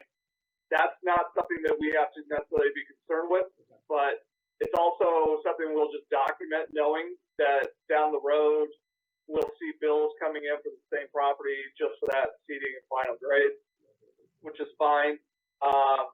So yeah, you're perfectly fine with that occurring well after the 90 days into the proper time. Okay. That was the only other thing that I would have. Yeah, so I'll try and get working on that this afternoon and get a draft out to everybody. If we gotta meet Thursday, we'll do it. And then, yeah, let's try and tentatively plan on Thursday, if that works, cause I should have the abatement contract open. ready for that too, so. Most of the morning. Okay. So I have a question, just to clarify. Our monitor, Todd, called about a building that's being moved today and needing to be on site today for it. So Tyler, is there any the board, you with that before the contract's done or the 10-day notice is up? are you comfortable having approved him moving buildings to allow him to start? Or do you want the amendment to be done before he can start work? Tyler, he can't start. That 10-day notice does not allow any structure to be removed until that 10 days is up. And so when is that? Is that- December 4th. Okay. Yep. 3 days, Friday, Okay. move it. And yeah, so I'll do my best for sure to have the amendment done by For then the too, county so line everything's building. about, yep, okay. So are they moving it on Allen's new place? No, I think they're moving it over by Dennis Unkes, I think. Oh. I don't know. But. So everything basically has to pause until the 4th. We're able to sit on, are we able to sit and roll up wire? No, you're good. Because we have been pulling posts and rolling up wire because nothing's leaving the site and it's salvageable items. We're keeping the wire, we're keeping the posts. Everything, yeah, materials can come off site, but structures cannot, is what I was told by the DNR this morning. Okay. Okay. But we also need to monitor there when you do that, Corey. Oh, yep, okay. Yep.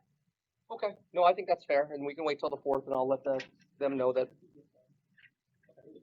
Thank you. Couple days, after a month. Yeah, that's all I've got. We'll probably we'll just table the abatement contract until I'll try and get a draft out to everybody this afternoon too. Good. All right, thank you guys. Thank you, guys. Thank you. Let us know if you need anything, Tyler. Okay, sounds good. Anything else you guys need me up here for? Otherwise, I've got a closing at 10. No, I think we're good. If we do, we know where you're at. Shoot me a text or something. Thank you. Thank you. Thanks, guys.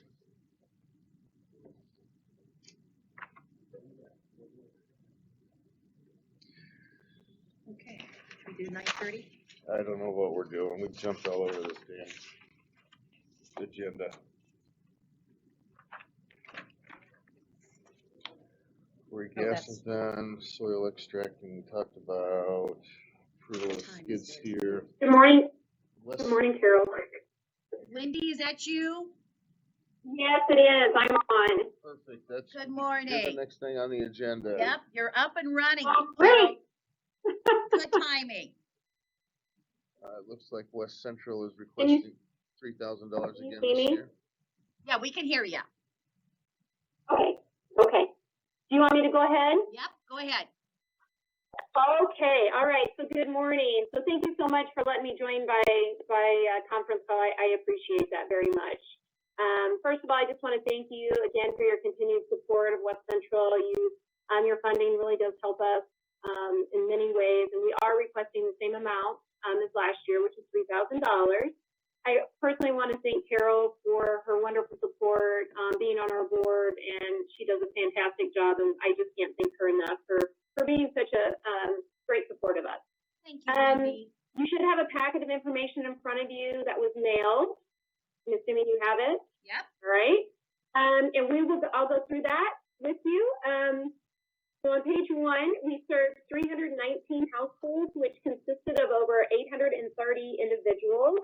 Of those households that we served, 33% were single person households, 65% had an income below 100% of the poverty guideline, and 82% were on a fixed monthly income. And 45% were between the ages of 18 and 59 years of age. So moving on to the services that we provided, which is on page 3. Head Start, which promotes school readiness for children ages 3 to 5 in low-income families. We had one Head Start classroom in Glenwood that served a total of 10 children. We also have the Early Head Start program, which provides support to low-income infants, toddlers, and pregnant women. And we operate a home-based Early Head Start option in Mills County, and that served a total of 2 children. On page 4, we have the Child Care Resource and Referral. That works with home providers who are registered, ones that want to become registered, as well as child care centers. We really try to get them involved in the quality rating system to improve overall child care. there were 17 childcare programs with a capacity of over 400 spaces listed with CCR&R. 2 of the 6 were participants in the quality rating system, and 4 of the 8 centers were QRS participants. The Child and Adult Care Food Program, or CACFP, really promotes good nutrition, positive eating habits for children who are registered in registered child care family homes. We had 72 children that were enrolled at 3 home providers who participated in that program. On page 5, we have LIHEAP, which is our Low Income Energy Assistance Program. We had 243 households receive utility assistance for a total of $115,000. We also provided emergency crisis intervention payments, which help with furnace repairs or replacements, fuel delivery, reconnect fees, service continuity, and cooling. So we assisted 38 households for a total of almost $17,000. And then we also received CARES ESIP this year through the federal government, and that assisted an additional 33 households for a little over $24,000. The Family Development and Self-Sufficiency, or FAST program, really works with families who are at risk, who are on SIP, and it provides intensive case management for those families. We had 9 families in Mills County that benefited from that program. Page 6 is the WIC, which is Women, Infants, and Children, and it serves pregnant, postpartum infants and children under the age of 5. And we served 147 participants, and approximately almost $50,000 worth of WIC food vouchers were distributed in Mills County, and most of those are spent at local grocery stores. The food pantry, so households can access our food pantry up to 6 times a year, more if there are extenuating circumstances. And we assisted 116 households and 315 individuals in this past fiscal year. Page 7, this year we did offer a rent and mortgage assistance program through the CSCG CARES supplemental grant. So clients needed to be at least 200% or below the federal poverty guideline and could receive up to 3 months of rent or mortgage assistance. We assisted 16 households for almost $27,000 with that program. And CSCG Disaster, so we're still we're providing case management up till June 30th. Those were affected by the 2019 flood. We had 4 households that received a little over $6,000 in CSCG dollars disaster assistance. Page 8 just shows the breakdown of program dollars or the value that go directly to clients or local vendors, which totaled almost $570,000. And page 9 shows our administrative and delivery costs. You know, we say we can do our job if we keep our costs, admin costs under 5% and delivery under 20%. We did both of those. And the last page is just a summary. And as you can see, over $765,000 worth of services is provided by West Central for Mills County. And, you know, I also want to say that I'm extremely pleased that we are able to adapt and to the changes due to COVID-19 and continue to provide services to the community. And on behalf of the employees and the board of directors, just want to thank you for your continued support. Thank you. So Absolutely. You're looking for $3,000? Yeah. Okay. That's it? Yep. For next year? Yep. Okay. Wendy, thank you for helping a lot of families in Mills County. You want to make a motion? Well, you're welcome. Anything we can do to help. So, Awesome. as we all know, it's been a challenging year. So, Absolutely. Yes, I'll make a motion to give the $3,000 to West Central Community Action Requesting Fund For next year's budget? Is for that what next we're year's doing? budget. Okay. We've got a motion and a second Right. to approve $3,000 for West Central Community Action out of the 21-22 budget, correct? Yep. Is there any other discussion? Hearing none, all those in favor? Aye. Aye. Motion carried. Thank you. thank you very much. Thanks, Wendy. Wendy. Thank you. Thank you. Have a good day. Have a great day. Thank you so much. Uh-huh. Bye-bye. Yeah.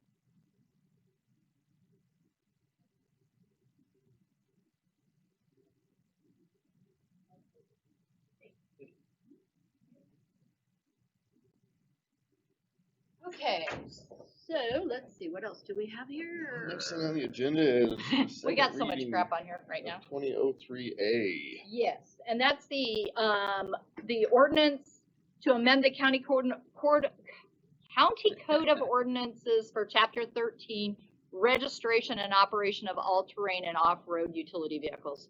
We're asking for a change.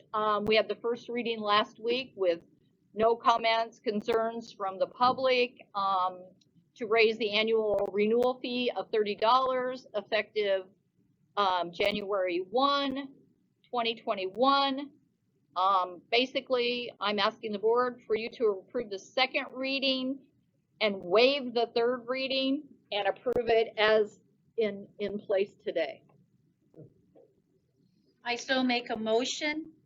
How do we all want to put this down? Make a motion to approve the second reading And of omit the resolutions 2003 and waive the third reading effective today and pass and do final approval.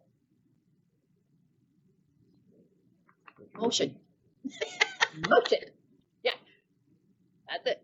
Is that a motion, Carol, just a motion? Yeah.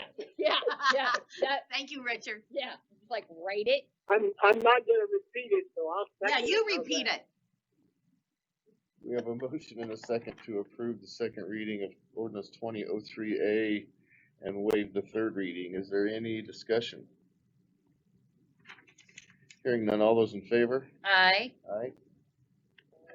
Okay, so now we'll need a roll call for the final, we'll need a motion to approve the final ordinance and roll call afterwards.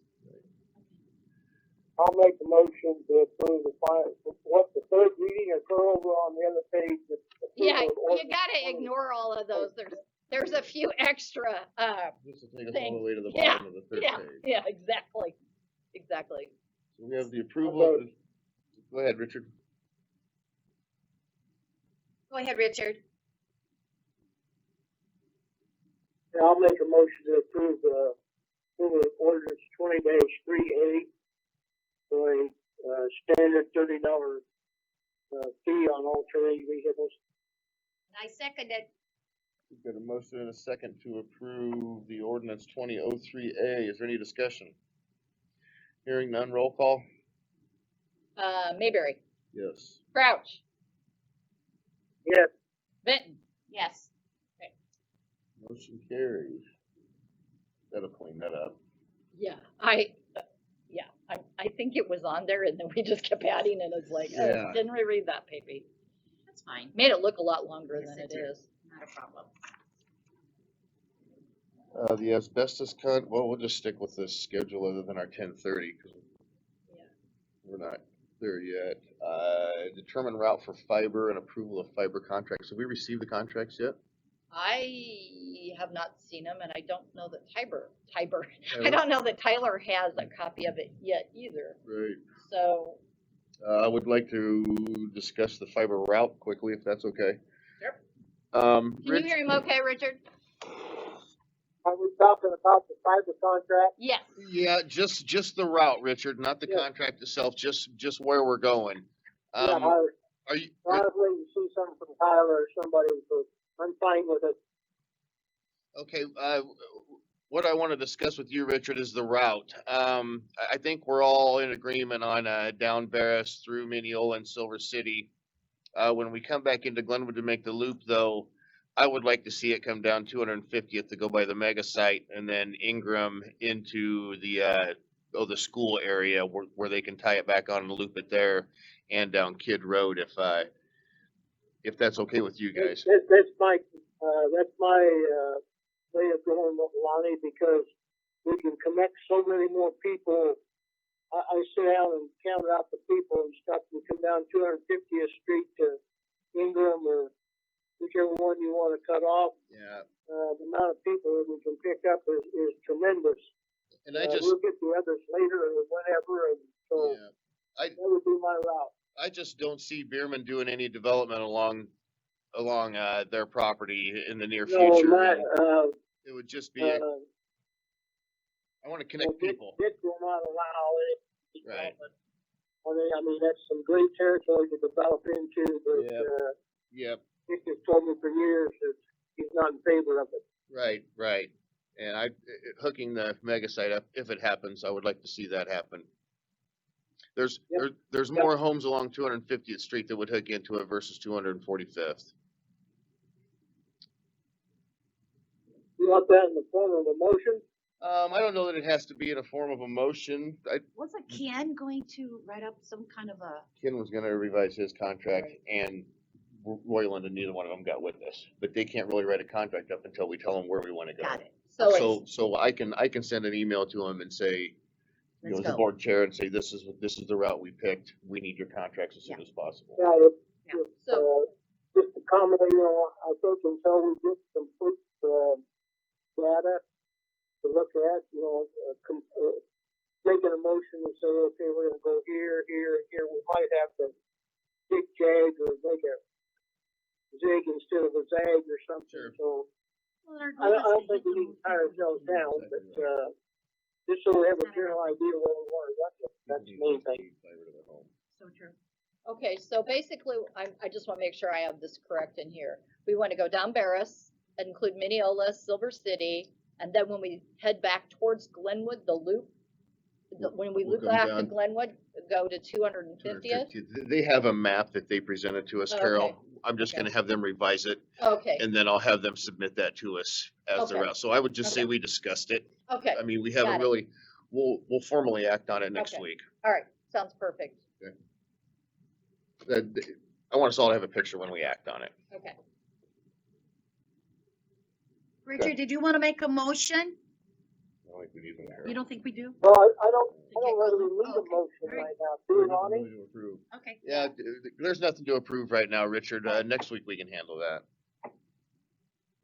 Okay, Asbestos contract, is that gonna be He said no, no on that, No. tabling that? yeah, and the other part of that, there is another part of that, let's The see. change order, Yes, not, that'll be tabled also. right, because cause it will go with the asbestos. one. Right, Oh, alright. right. Um, Demolition, addendum to here's the contract, demolition, what else do we have on here? addendum to that contract, he's gonna work on it and come back and approve that Thursday. Mhm.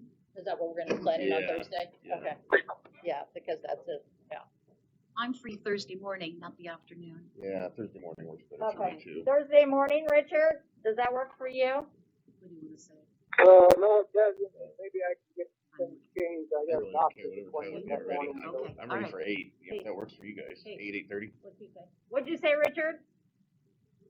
I have a doctor's appointment that morning, so That morning? Okay. What time? 9 o'clock, 8 o'clock. That's what we were- 8 o'clock is your doctor's appointment? Right, I could probably be back by 11.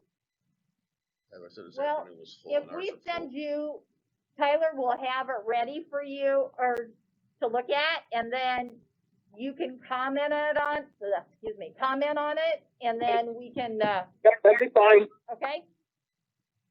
Yep. Okay.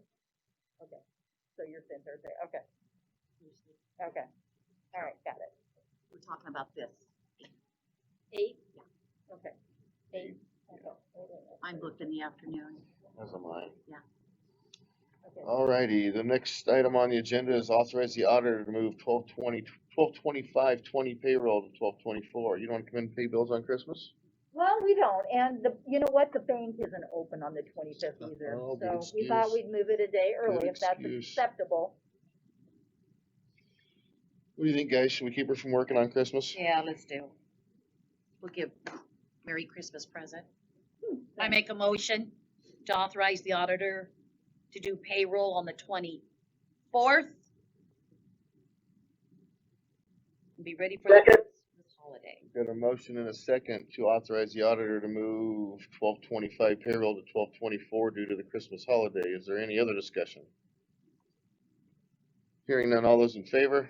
Aye. Aye. Thank you, Richard. Board of, Good morning, unhappy campers. What'd you say? You don't want any unhappy campers. Unhappy campers, no. Board of Supervisors to sign memorandum of understanding with the State of Iowa Office of the Chief Information Officer for enhanced cybersecurity services. Okay, Patrick has that, and I don't know if he's bringing it back or not. I need to find out from him, Okay. to see if he's bringing it back, because I don't have a copy of it, so That's fine. I'll, check with him and then we'll do that. You can do the GAC, though, if you wish, if you wanna do that now. The last thing, the GAC, for $108,278. University of Iowa, 20,309. JEO, 68,657, and Sydney Argus Herald Legal Notice 51, and MAPPA 19,261. So, I would make, what do you think? I would make a motion to approve payment of, CDBG's. I second it. We've got a motion and a second to approve the CDBG GACS payment to University of Iowa, JEO, Sydney Argus Herald Legal, and MAPPA. Is there any other discussion? Hearing none, all those in favor? Aye. Alright, Where we at now, Lonnie? we have our 10:30 that we're still waiting on, and then we have Tyler that we're waiting on, so we're getting there. Okay, we'll just go back to 10:30 and wait or what? That's fine with me, I don't care. Yeah, that's fine. They're all here. I don't know, we just need, to see if Marco's he was gonna be on. Okay. Marco, are you on the phone? Okay, let me get a hold of him and have him sign in if he's still planning on Okay. listening in, and then we can move it forward. Okay? All right.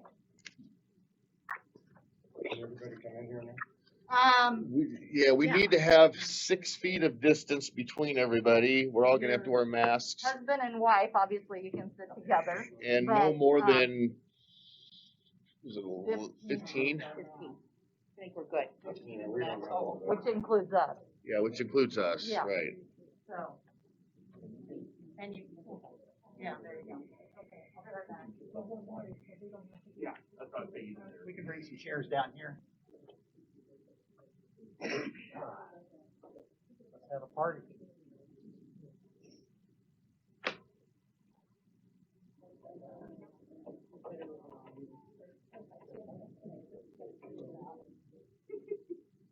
I do at home. Got more room here. I'm sure.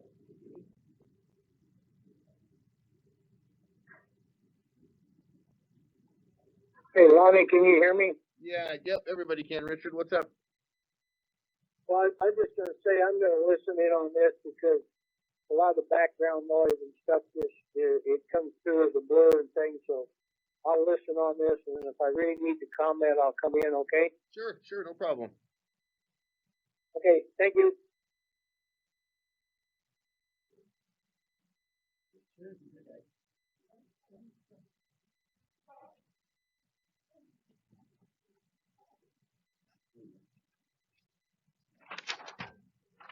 I think there's somebody gonna come out that door. Yeah, she'll be coming through that door.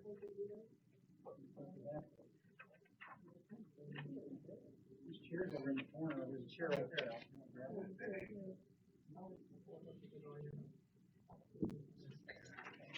So you guys already approved this thing? Oh, should have just sent you a text, sorry. No, we're waiting, we didn't have it to approve, so. We can do that quickly if you got her. Yep. Alright, So this is, what exactly is it, Tyler? This is a MOU between us and the state of Iowa's Office of the Chief Information Office. So basically, they have cybersecurity services they provide to each county for free. Mm-hmm. We've had it for probably 5 or 6 years, but they're wanting to finally formalize it, make each county sign this MOU to say that they don't provide any services above and beyond that unless we want to incur charges. So basically, just laying out what's for free and what will be paid if we ever wanted extra service. Sure.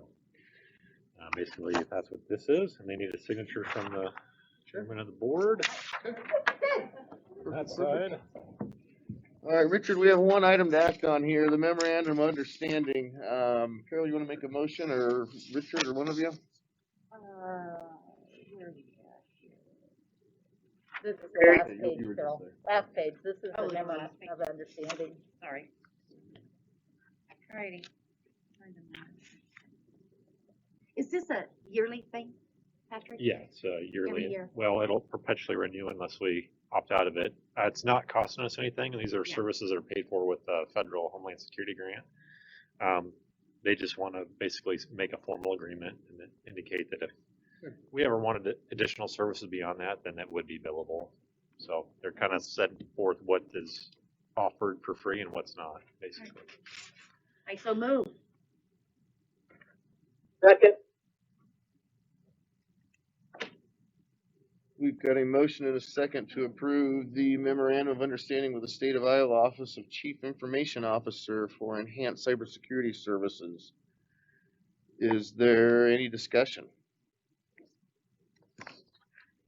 Hearing none, all those in favor? Aye. Aye. Aye.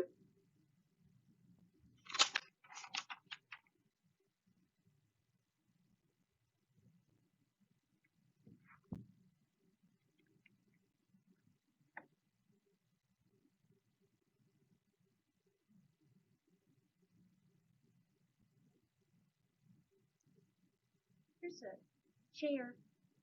You may get tired of standing. Are you? Okay, all right.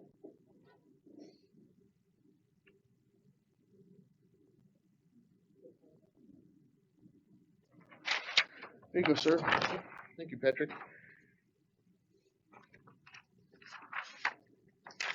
You get hold of Marco. I sent him I tried to call and I sent him a text, so he'll pop in if he can, otherwise it's okay, Sure. one way or the other. All right, guys. Ziegler, Mid-American Industrial Site, Ivory Road, Hershey Avenue discussion. Who wants to lead? I will. Good morning. How are you, Good Tim? morning, and you are, Thanks sir? for, my name is Tim O'Brien. Tim O'Brien. Thanks for taking the time to meet with us this morning. I live on Ivory Road along with some of my neighbors here, and it's adjacent to the proposed Mid-America Megaplex site. And we have some questions, concerns, comments that we'd like to present to the board this morning. I guess I'll start with, I'm sure you're all aware that, recently the, Zoning Board of Adjustments just rejected a conditional use permit for a 250-foot tower over by Silver City that was gonna be used to enhance, communication capabilities for first responders. And one of the primary reasons for that was it was gonna be too close to two residences. Well, this proposed site is gonna be probably even closer to 12 residents alone on Ivory Road, not to mention any of them that are gonna be on the board. Thank you. And, the Zoning Board of Adjustments recommended moving the tower to a different location. So I guess I personally would like the county to take a look at possibly looking at a different site for this proposed mega site. The county's not looking at a site. This is a Mid-American Energy and the State of Iowa Economic Development Authority. We are just here to answer questions for them at this time. So the county has no input on this? Zero.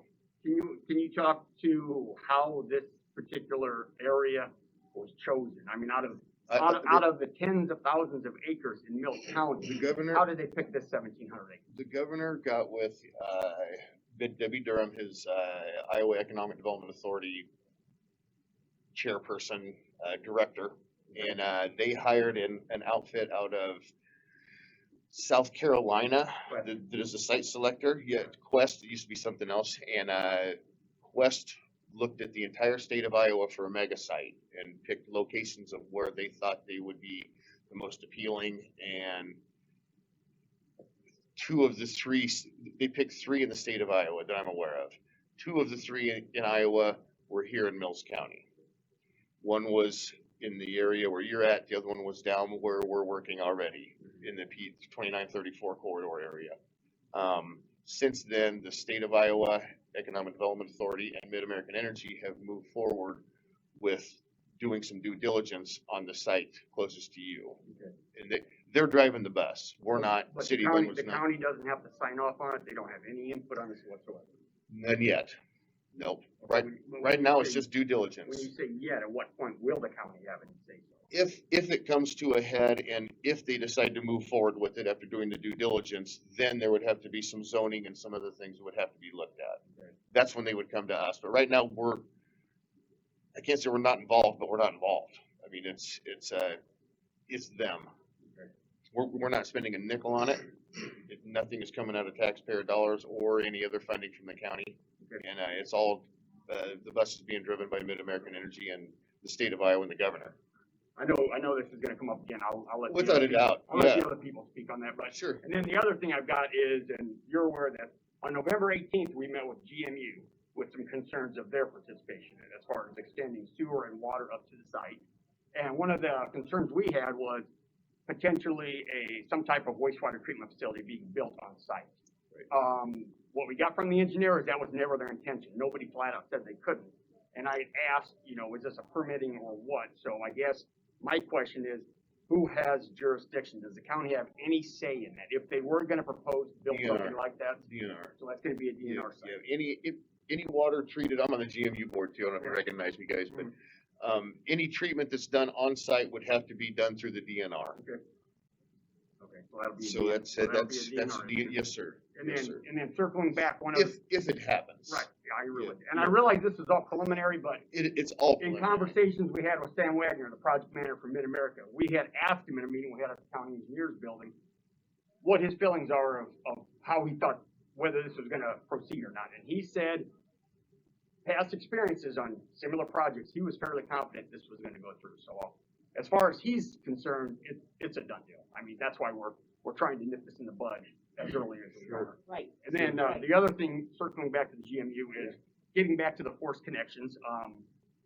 We were concerned that once GMU, if the project goes through fruition, GMU runs either a sewer main, a water main up near the property, and say it happens to be within 400 feet of our properties, and we have a well go bad, we have a septic go bad, would GMU have the authority to force us on there? We got kind of conflicting answers, because I think Dave Malcolm said that if it's within 300 feet, which might be. That is our county ordinance, Okay. yes, and if it's, right now, it's outside the city limits, so it'd be under county jurisdiction. Right, okay. So if you're well in bad and if you met the distance requirements, then you would have to hook into city water, if you're well in bad, or your septic, and if the services were there. Okay. If the main's not there, then no, you wouldn't have to.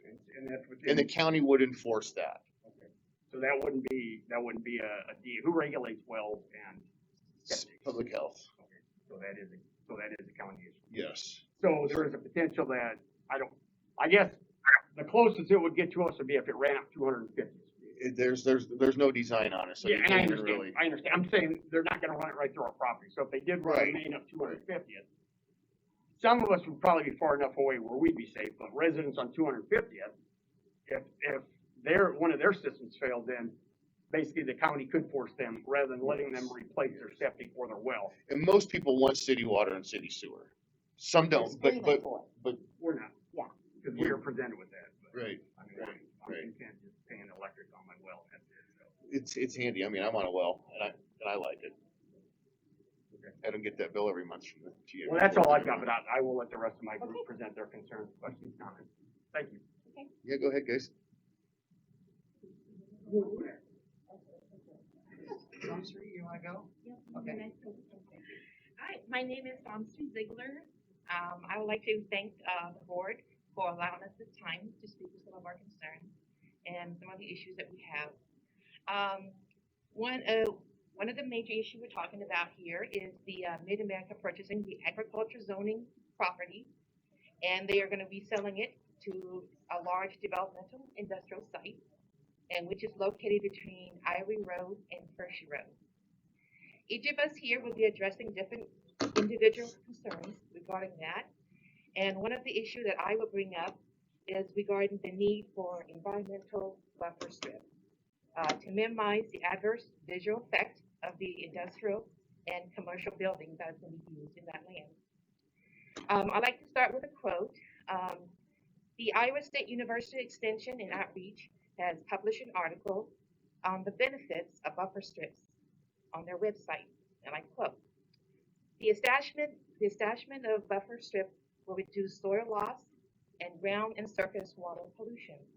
It provide and improve wildlife habitat, increase diversity of agricultural operations by producing biofuel and timber products, improve the aesthetics of the agricultural landscape, and would also help reduce the effect of global warming, end quote.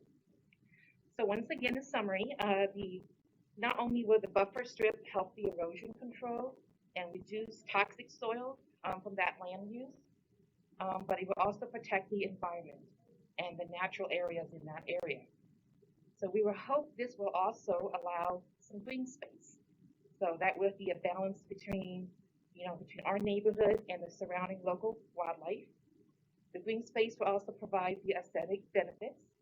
So both the buffer strips and the green space to help minimize the adverse visual effect of the commercial and industrial land use.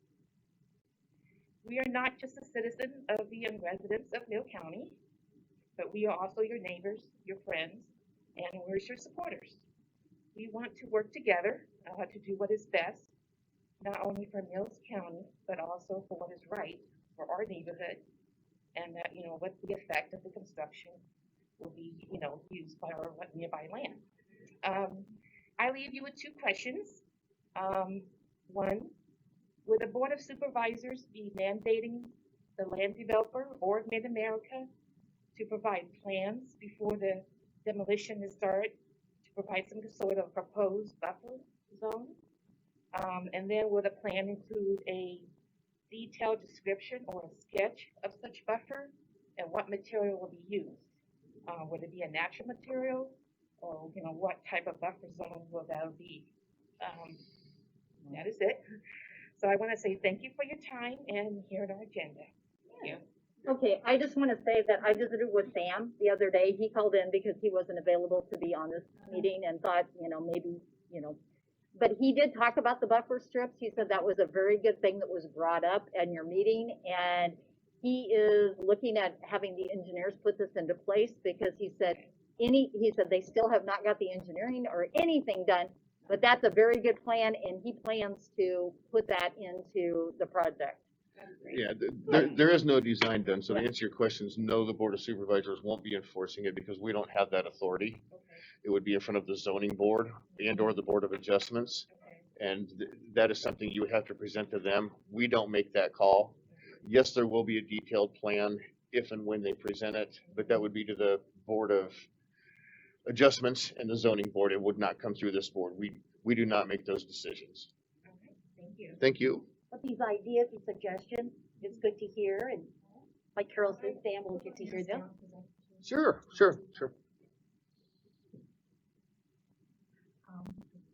Also, thank you guys for listening to us today. I'm more concerned about the individual things, how it affects people. Okay, so that's the task I took on. I'm sorry, what was your name now? Valerie Anderson. Okay. We wish to address briefly at this meeting the issues of noise, water, and small pollutions created by the proposed mega site. We're aware it's in its infant stage at this point, but we have concerns that need addressed. The mega site will vastly affect the tranquil, visually serene landscape of our neighborhood on Ivory Road that we've endured for 30 years. It will create a large city industrial work site in our front and backyards. It will transform Glenwood into a large city, which we will be attached to on both sides. We're finding that light and noise pollution have caused many health issues, such as cardiovascular disease, high blood pressure, cancers, and many other health issues. I did look up the World Health Organization, and they've also put on decimals of what traffic and lights cause for noise and everything. So I can provide you that if you want. The construction of this mega site will be ongoing for some time, which will be dealing with pollution issues. The welfare of our private wells is also quite a severe the Serene neighborhood will be a major concern for us. We need very detailed information on what this mega site's going to require to deal with its waste and such as toxic chemicals and such as that in its production. Several of us homeowners have lived in this rural setting for 30 years. My husband and I included. So this mega site is quite upsetting to us because, for one thing, we were never officially approached. We just happened to hear about it. And it's about this major site and its consequences it's going to have on all of us. But we're very much offended by this because we were not approached and told about this.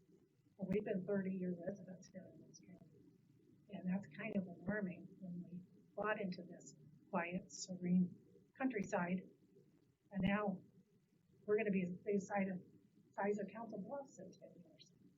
And Glenwood isn't 2 miles away from us anymore. It's right smack in our front yard. So that's my concerns, and I thank you for listening. No problem, thank you.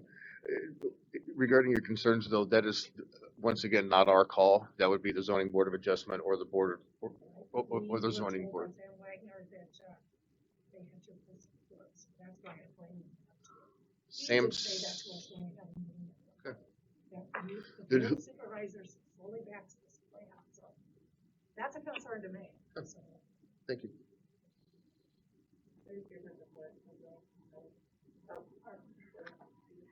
I'm Judy Neiman, also an Ivory resident. Some will be repetition, but we're all custodians of the hills, and the Lusk Hills house the largest tract of remaining prairie in Iowa. Less than 1/10 of 1% of the historical prairie is left, that being a lot in Mills County. These remnants are threatened by continued urban development. Private landowners are a great asset in the effort to preserve our natural landforms and resources.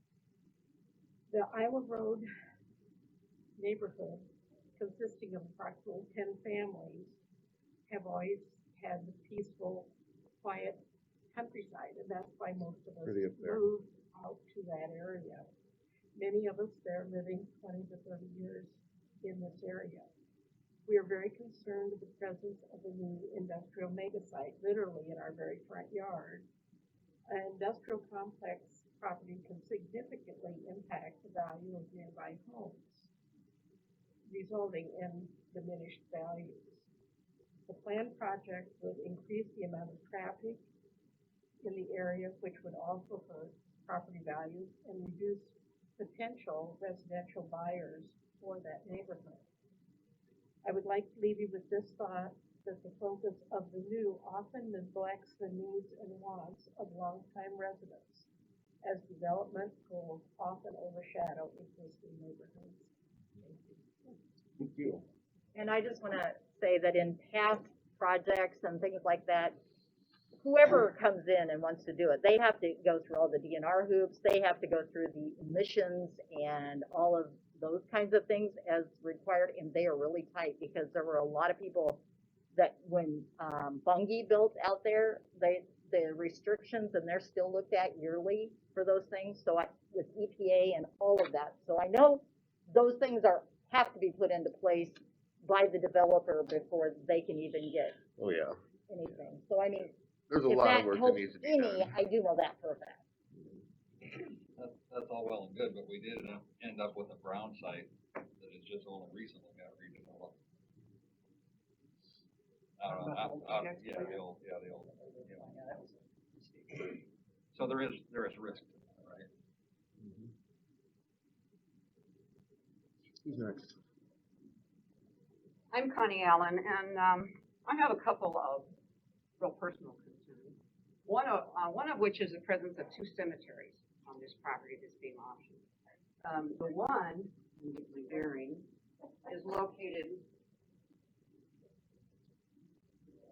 Help me out, Bill, where am I at? Here's the end of the road. It's over here, right? That area. Yeah. We've got 5 Bomar graves that, everybody who's ever lived in Mills County for any length of time knows they're there. They're marked with old headstones. They've been left intact, for 160 years. That goes back 1860. So it's a little historic landmark right in our own neighborhood. I worry when this is sold off to developers, what happens to this stuff? I mean, when we sell it, we have no control, ultimately, down the line, what happens to it. But even bigger than that is we've got a cemetery, if you want to go back out on it, that's located. Here's where the old Poor Farm used to be, in this little section right here. There's a Poor Farm cemetery somewhere out here. Now, the GNIS, which is the geographic names information system, puts those coordinates up here. They'll even say they're approximate. So, but we know for a fact there is a Poor Farm cemetery out there, and the local Mills County Cemetery book says there's about 75 people buried out there. Now, this, according to Sam, right here, is the most desirable lot for building because it's flatter and it has access right off Highway 34. So, what's going to happen to that old cemetery? I know it may sound like a small thing, but part of our history. It's, in my line, kind of disrespectful to even consider paving that over and turning it into. Lonnie? Yes, sir. Lonnie, this is Richard. They are very aware of that cemetery. They've been measuring around it. They've been looking at it for some time. I talked to Sam this week. And I know that. I just question, what are they going to do with it? What do you do with it? It's there. I mean, you can move them, but I don't know if that's, I don't know if that's an option or they go around it, because that throws in the archaeological stuff too. I know. So you can't mess with that This is a stuff. concern for me, our local heritage here. Right. It's sat there undisturbed for all these years. And now we're, talking about digging, paving, and we can control it. Once it's sold, who's to say? And if you move those bodies, do you have to contact the family members to get permission? That's right. Yeah. It's interesting. Yeah. You would think. Somebody who have my mother's body moved, they might contact. Right, right. Yeah, I would assume. I would hope so. Yeah. That's a lot of I mean, people to that's, figure out. yeah. I think you're registering there's a lot of passion in this room. We've lived out here for 30 years, most of us. Most of these houses are still occupied by the original person who built these houses. We didn't just happen to end up on a dead-end dirt road. We chose to be here. And we've been good citizens and taxpayers ever since, and great neighbors to each other. This feels very much to us, we take it personally, mostly because of this document. This was published 3 years ago, this Mills County Comprehensive Plan, with a lot of resources dedicated, some expense, a lot of public input. And what they came away with was that, according to the future land map that came out of this thing, we would stay agricultural and residential. East of Glenwood is promised in this document to stay that way. Industrial development would all go west or north, but not east. And this thing includes verbiage like, and it says this several times in the document, that we locate commercial and or industrial development in areas of the county that have adequate infrastructure present and do not infringe on residences. There is no infrastructure out there. To make this work, even for Highway 34, as good a road as it is, it's not prepared to handle the thousands of people who will be working there. And if this is the access point, some major improvements or changes to that road is going to have to be done. We just had 2 semis collide 2 weeks ago right here. So Highway 34 is already getting very dangerous. So to put that kind of strain on it, so as good a road as Highway 34 is, I don't consider it great infrastructure. There is no water. There is no wastewater. There's nothing out here. There is no infrastructure the way this plan calls for industrial development to go where there is infrastructure. It also it restates that commitment several times, and especially to not infringe on residences. Well, here's our residences, okay? Right across the road is that development. If this is Ivory Road, this is the development. Bingo bango. My personal house is located right back here. The property line for this option is 217 feet from our property. This is infringing on a residence. I don't know how you can say it isn't.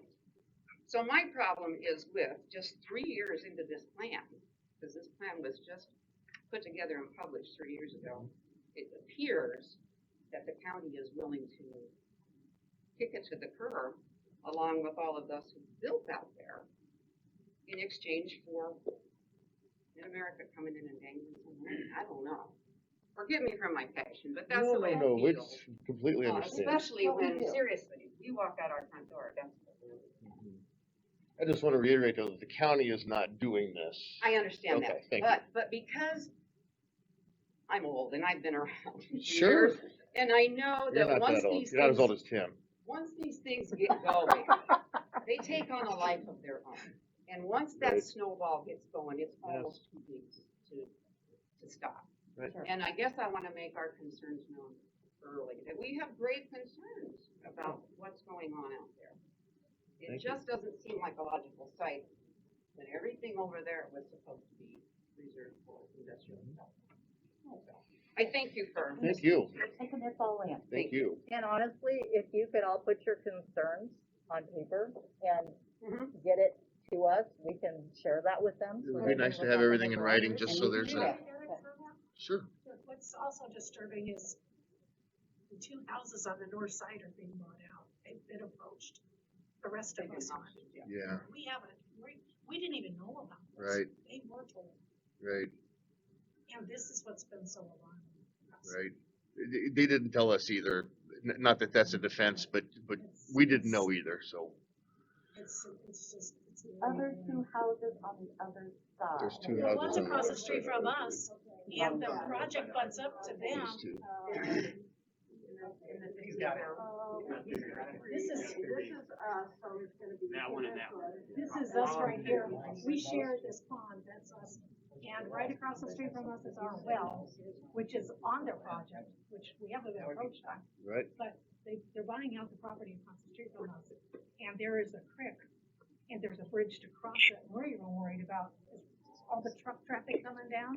Sure. Cause I think the railroad yard's going there. I don't know, 'cause I don't know if it's right there. I'm Malcolm McHugh, and I'm really here more for an education. So the question I have is, what input has the supervisors provided on this site? None. We've gotten the impression that it had gone to the supervisor, and there was some, preliminary approval for, They- the site. They approached us and let us know what they were doing. When does the supervisors actually get involved? You mentioned zoning, so. We actually wouldn't. The zoning board, well, I can't say we wouldn't. It would have to go in front of the zoning board for an adjustment to change the zone. Then that would have to come to us. They would come to us with their recommendation. Board of Supervisors, we recommend you change the zone. Board of Supervisors, we recommend you don't change the zone. That's what they would come to us, and then we would act on it. And what criteria would you have? Would you be overridden by the state at that point if you said, no, I'm not gonna change the zone for this? I mean, where's Overridden your by the authority state, no. end, I guess, is what No. I'm trying to get to. No. Is that where they're gonna do it? If it's a zoning change, it stays with you guys, but if it's Yes. a board of adjustment deal, it can go as far as district. They can, yeah. They could take us to court, but I mean, you could take us to court tomorrow, or we could take you to court, We're not gonna win, but So then, we would continue to advocate with you that, we don't want that zoning changed. And it would Yeah. seem like, there would have to be some kind of acknowledgement very early on in the process that the zoning would be changed or the zoning would be a problem. I would think Mid-America would already say, we know we can get the zoning or we can't get the zoning because they're already investing a lot of money in, doing surveys of the site. And if they hadn't already crossed the border of saying we can't even get zoning for this, so why are we spending $1 million on surveys? they haven't approached us on that. And there are public hearings for all of those. They let us know that they're doing it. That's Yeah. it. I heard Richard earlier say he talked to Sam just yesterday, so. Yeah, you guys must have as a board, they have not approached us. Richard farms it, so I'm not sure what other conversations he's had with them. Well, I guess my only final comment would be that I would encourage the supervisors to, not just tacitly approve this. It's actually an affront to all of the residents in Mills County because the urbanization of Mills County is, you know, people seeking more of a rural lifestyle. It's a bedroom community to the city. So a lot of people escape the city, the commercialization, the mechanization, and the congestion of the city to come to Mills County. We don't have a growth problem in Mills County, or a decline problem, we have a growth problem. So people are already coming. So from a supervisor standpoint, you don't actually even need this development. There's plenty of growth going on in the county. Your revenues increase every year in property taxes. They're gonna continue to increase. So you're not managing decline, you're actually managing growth. And this would not be the right kind of growth for Mills County. Well, we moved here because welcome to both worlds. You have it on your signs, you know, small bedroom community. 15 minutes from Council Bluffs, if you wanna, you know, big city, go to Council Bluffs, but otherwise, it's the best of both worlds, this bedroom community. We've been here 31 years. So, Right. we don't count one place. Right.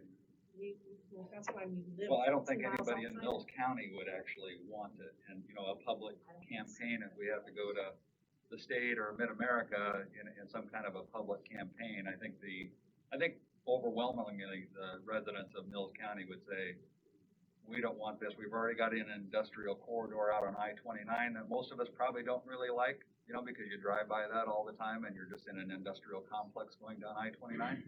But at least it's sort of located there, and so if there was an additional spot, you know, I guess that would be acceptable. But now you put it out in rural Mills County, right adjacent to Glenwood community, and then it becomes a different ballgame. And I'm quite confident that the residents of Mills County would reject this.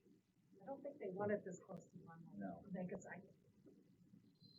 Anybody else? My name is Bill Allen, and that was my wife who did that great presentation. I have a half a page of things here, and after listening to my neighbors talk, I'm not even sure where to begin now, but Connie and I moved here actually 31 years ago because we wanted to live in the country. We found the dead-end road. I was raised on a dead-end road. I still live on a dead-end road.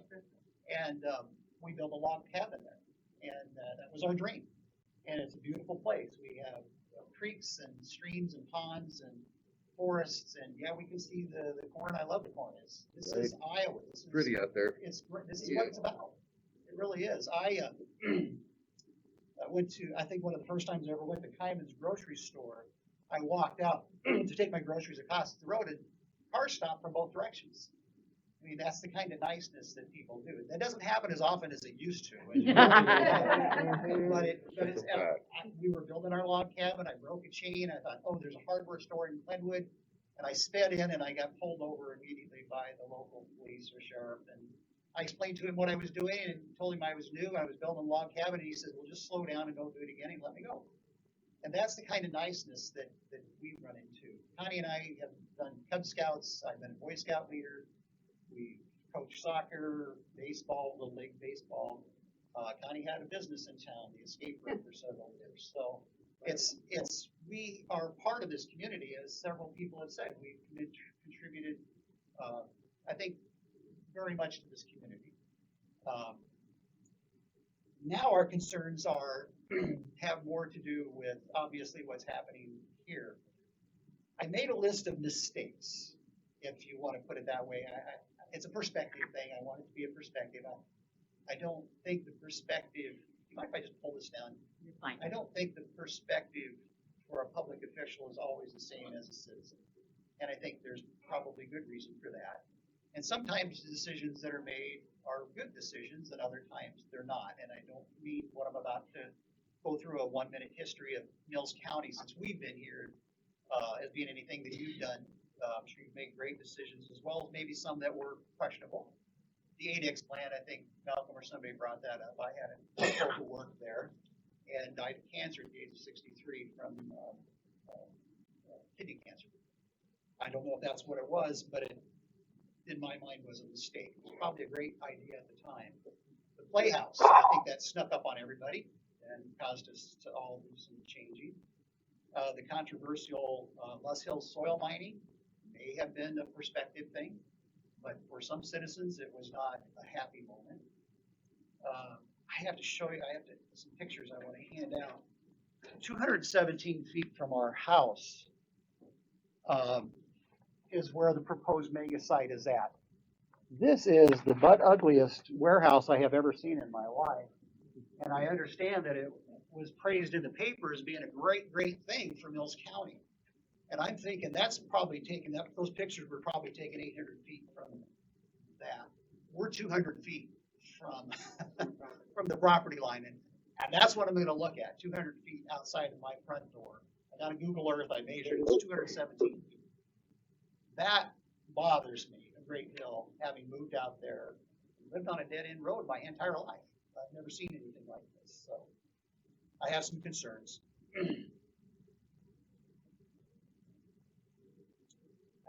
We're here obviously because we want to express our worries and our concerns, and we hope you'll hear it. We understand perspective is everything, and it may sound good to build a mega site and bring in all these jobs. Sam Wagner told us he was looking forward to building this site to bring in all the jobs, the people from Omaha to move here. And it's like, gosh, I don't know, but I think that's going to change things around here very dramatically.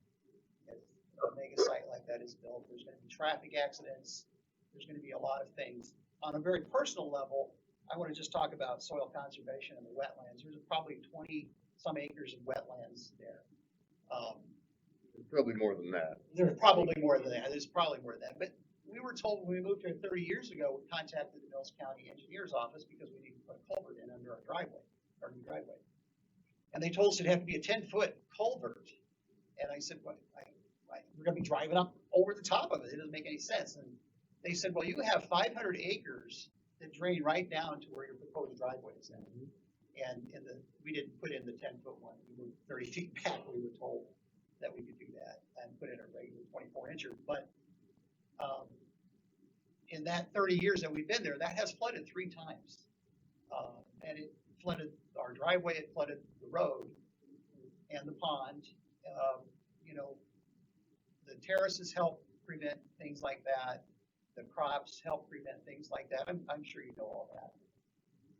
When all that's taken out and there's no crops and there's no terraces and there's nothing but concrete and metal roofs, the rain coefficient runoff is going to go sky high. And that's going to silt in the wetlands, it's going to silt in the natural creek that eventually dumps into Cave Creek and eventually into the Missouri River. There's just all kinds of things there. And I know you're probably thinking, well, a civil engineer is going to take care of all this, they're going to make it right. And I would ask you, how many civil engineers work for the Corps of Engineers? And what's happened to our bottomland here? In 10 years, we had 2 floods. I think the majority of people work there are probably civil engineers. They get things wrong, and they don't always plan things quite right. I'm estimating, because I don't know, I couldn't find any information, but in order to build a retention pond, which I'm sure would be one of their answers, for every 10 acres of basically flat land, you need at least 1/3 acre of retention pond.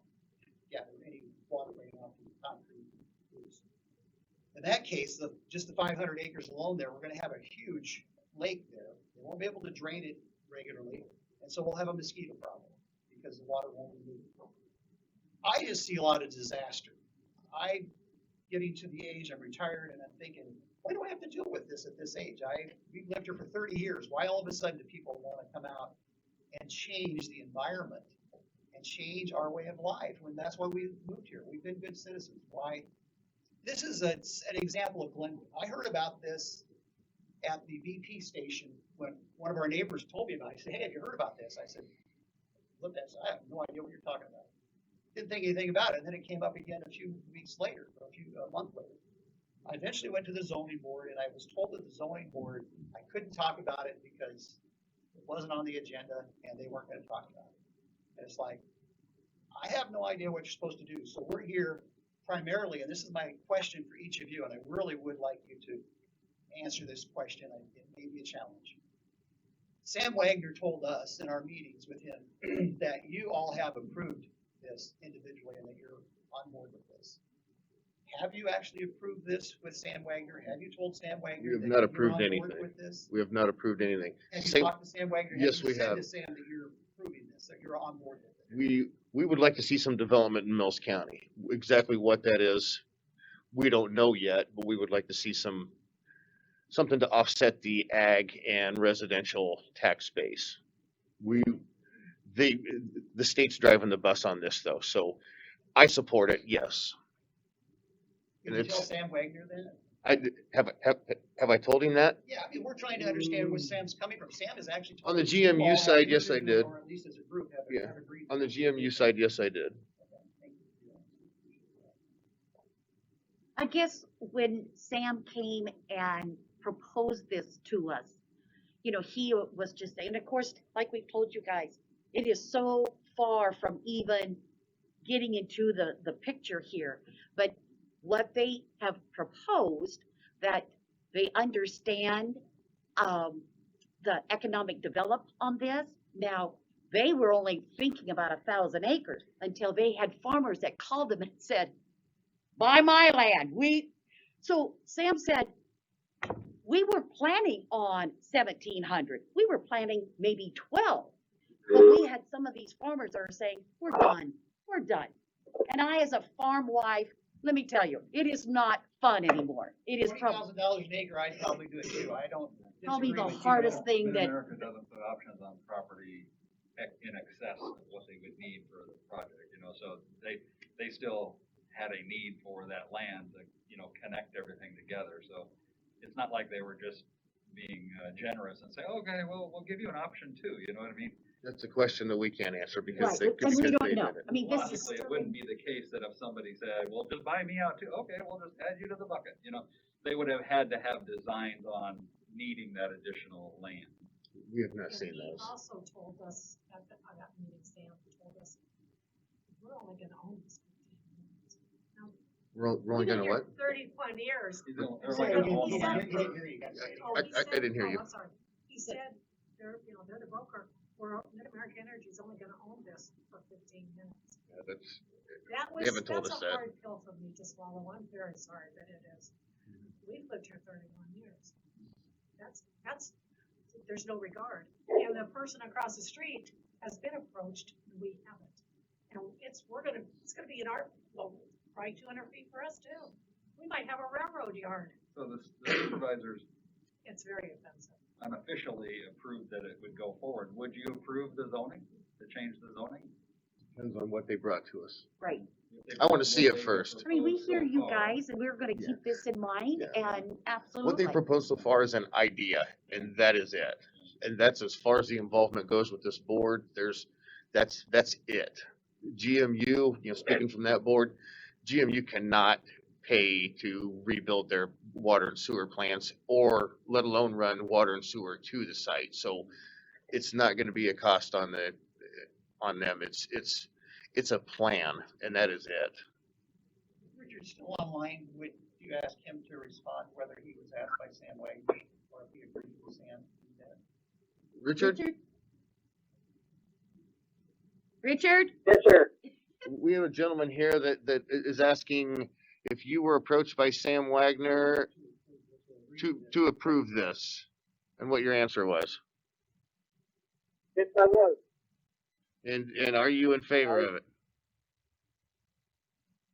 We need to make progress in Mills County somehow, and if we don't have to do it with our money. I know that there's a lot of you that's upset with your property and stuff, but, I think until you see the whole picture, you know, what could be coming of this, you know, with barriers and things on the property, the things they have to do with DNR and everything is unreal when it comes down to the full picture of the project. It's so early in the planning stage that there's nothing we can approve or deny. Or look at. It's, Why weren't we, the remaining residents, approached to them? we didn't do it, so you would have to ask Sam Wagner that. That's a question for him. Or the governor's office, you know, she's the one driving the bus with Debbie Durham and her staff. But this is not a board of supervisor project. It is not. It's not a county. Mentioned that he's seen the whole picture, so he has an idea what's going on. He said he would have to see the whole picture. There is no picture to see yet because there's no design on it.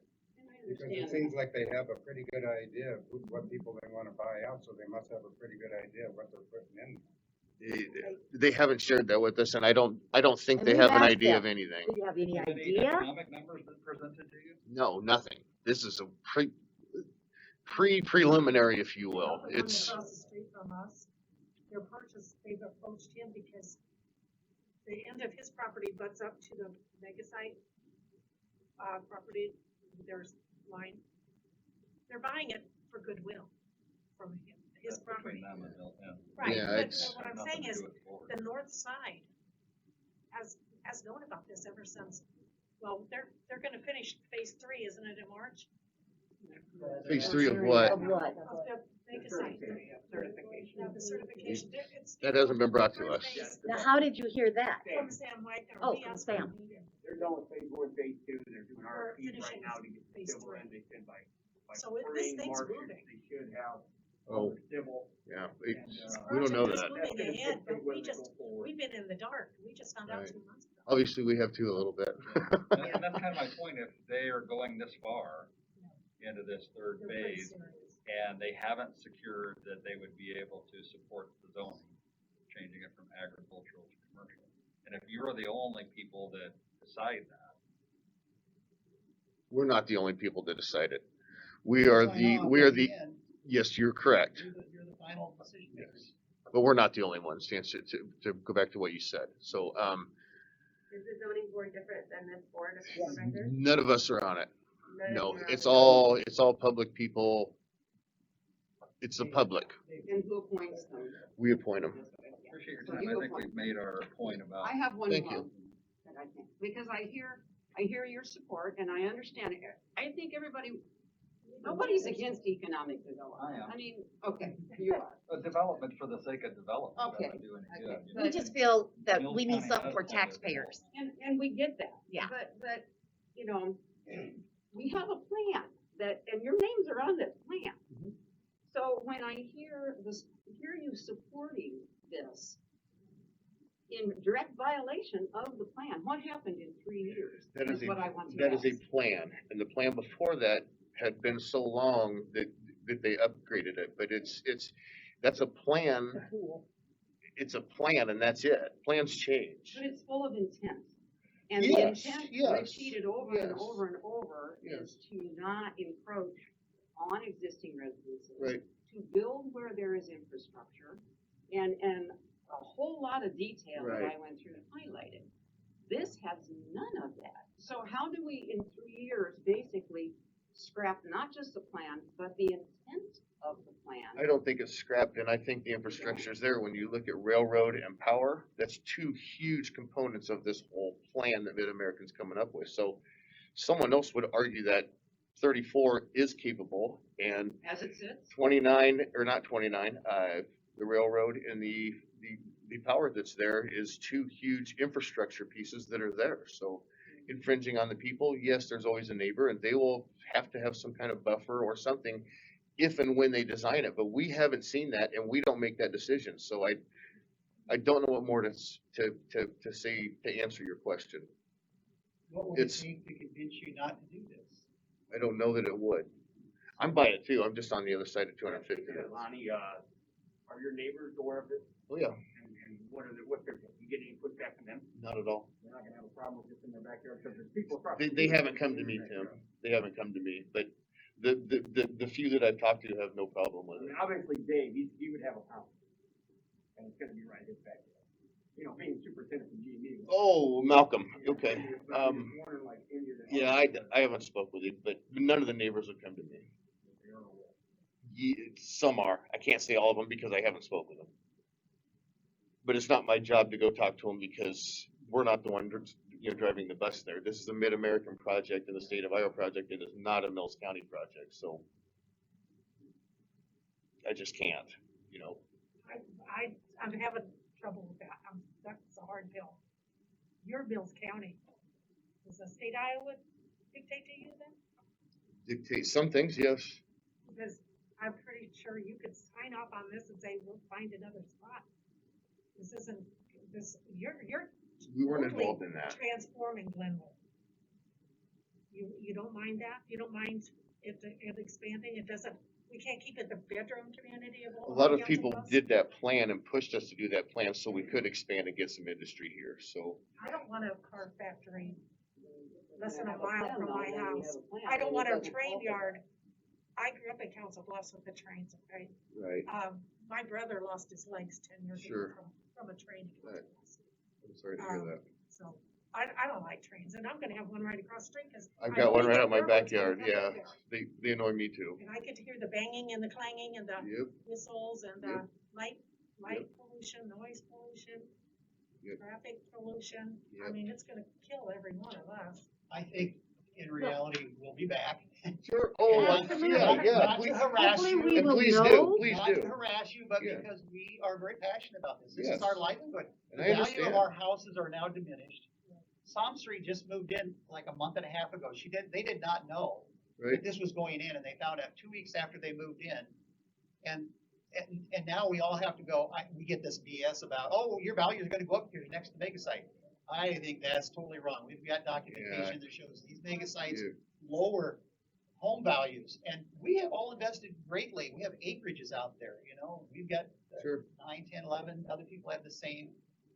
This is unfair to the citizens that live there, and I do agree with Within your Malcolm. I don't tax think base, anybody in the this whole county's gonna want It this. really is to the whole county, It and I is. think the next thing is we need to some kind of a public campaign across the county to get in contact with Mid-American Energy that this is not, what Mills County wants. Well, clearly, Thank you, guys. according to the plan, it's not. Real quick, Ryan, what's the difference between the Board of Adjustment and the zoning? The zoning board helps set the regulations, the rules and regulations we live by. The zoning board of adjustment is the board you go in front of because you have a project that you can't live with the zoning rules that we have set aside, so you try to describe a hardship and show that you're gonna be beneficial, but not play by the rules. Huh? The zoning board, they rezone, is that who's responsible for rezoning? No, well, yes, yeah. Because obviously they're gonna have to rezone, It would have to be, Have to be. yes, and that would be zoning board and that. yes, sir. No, come in anytime, but I'm sure we'll see you Years down again. the road. Please do, Yeah. Thank you very much. please do.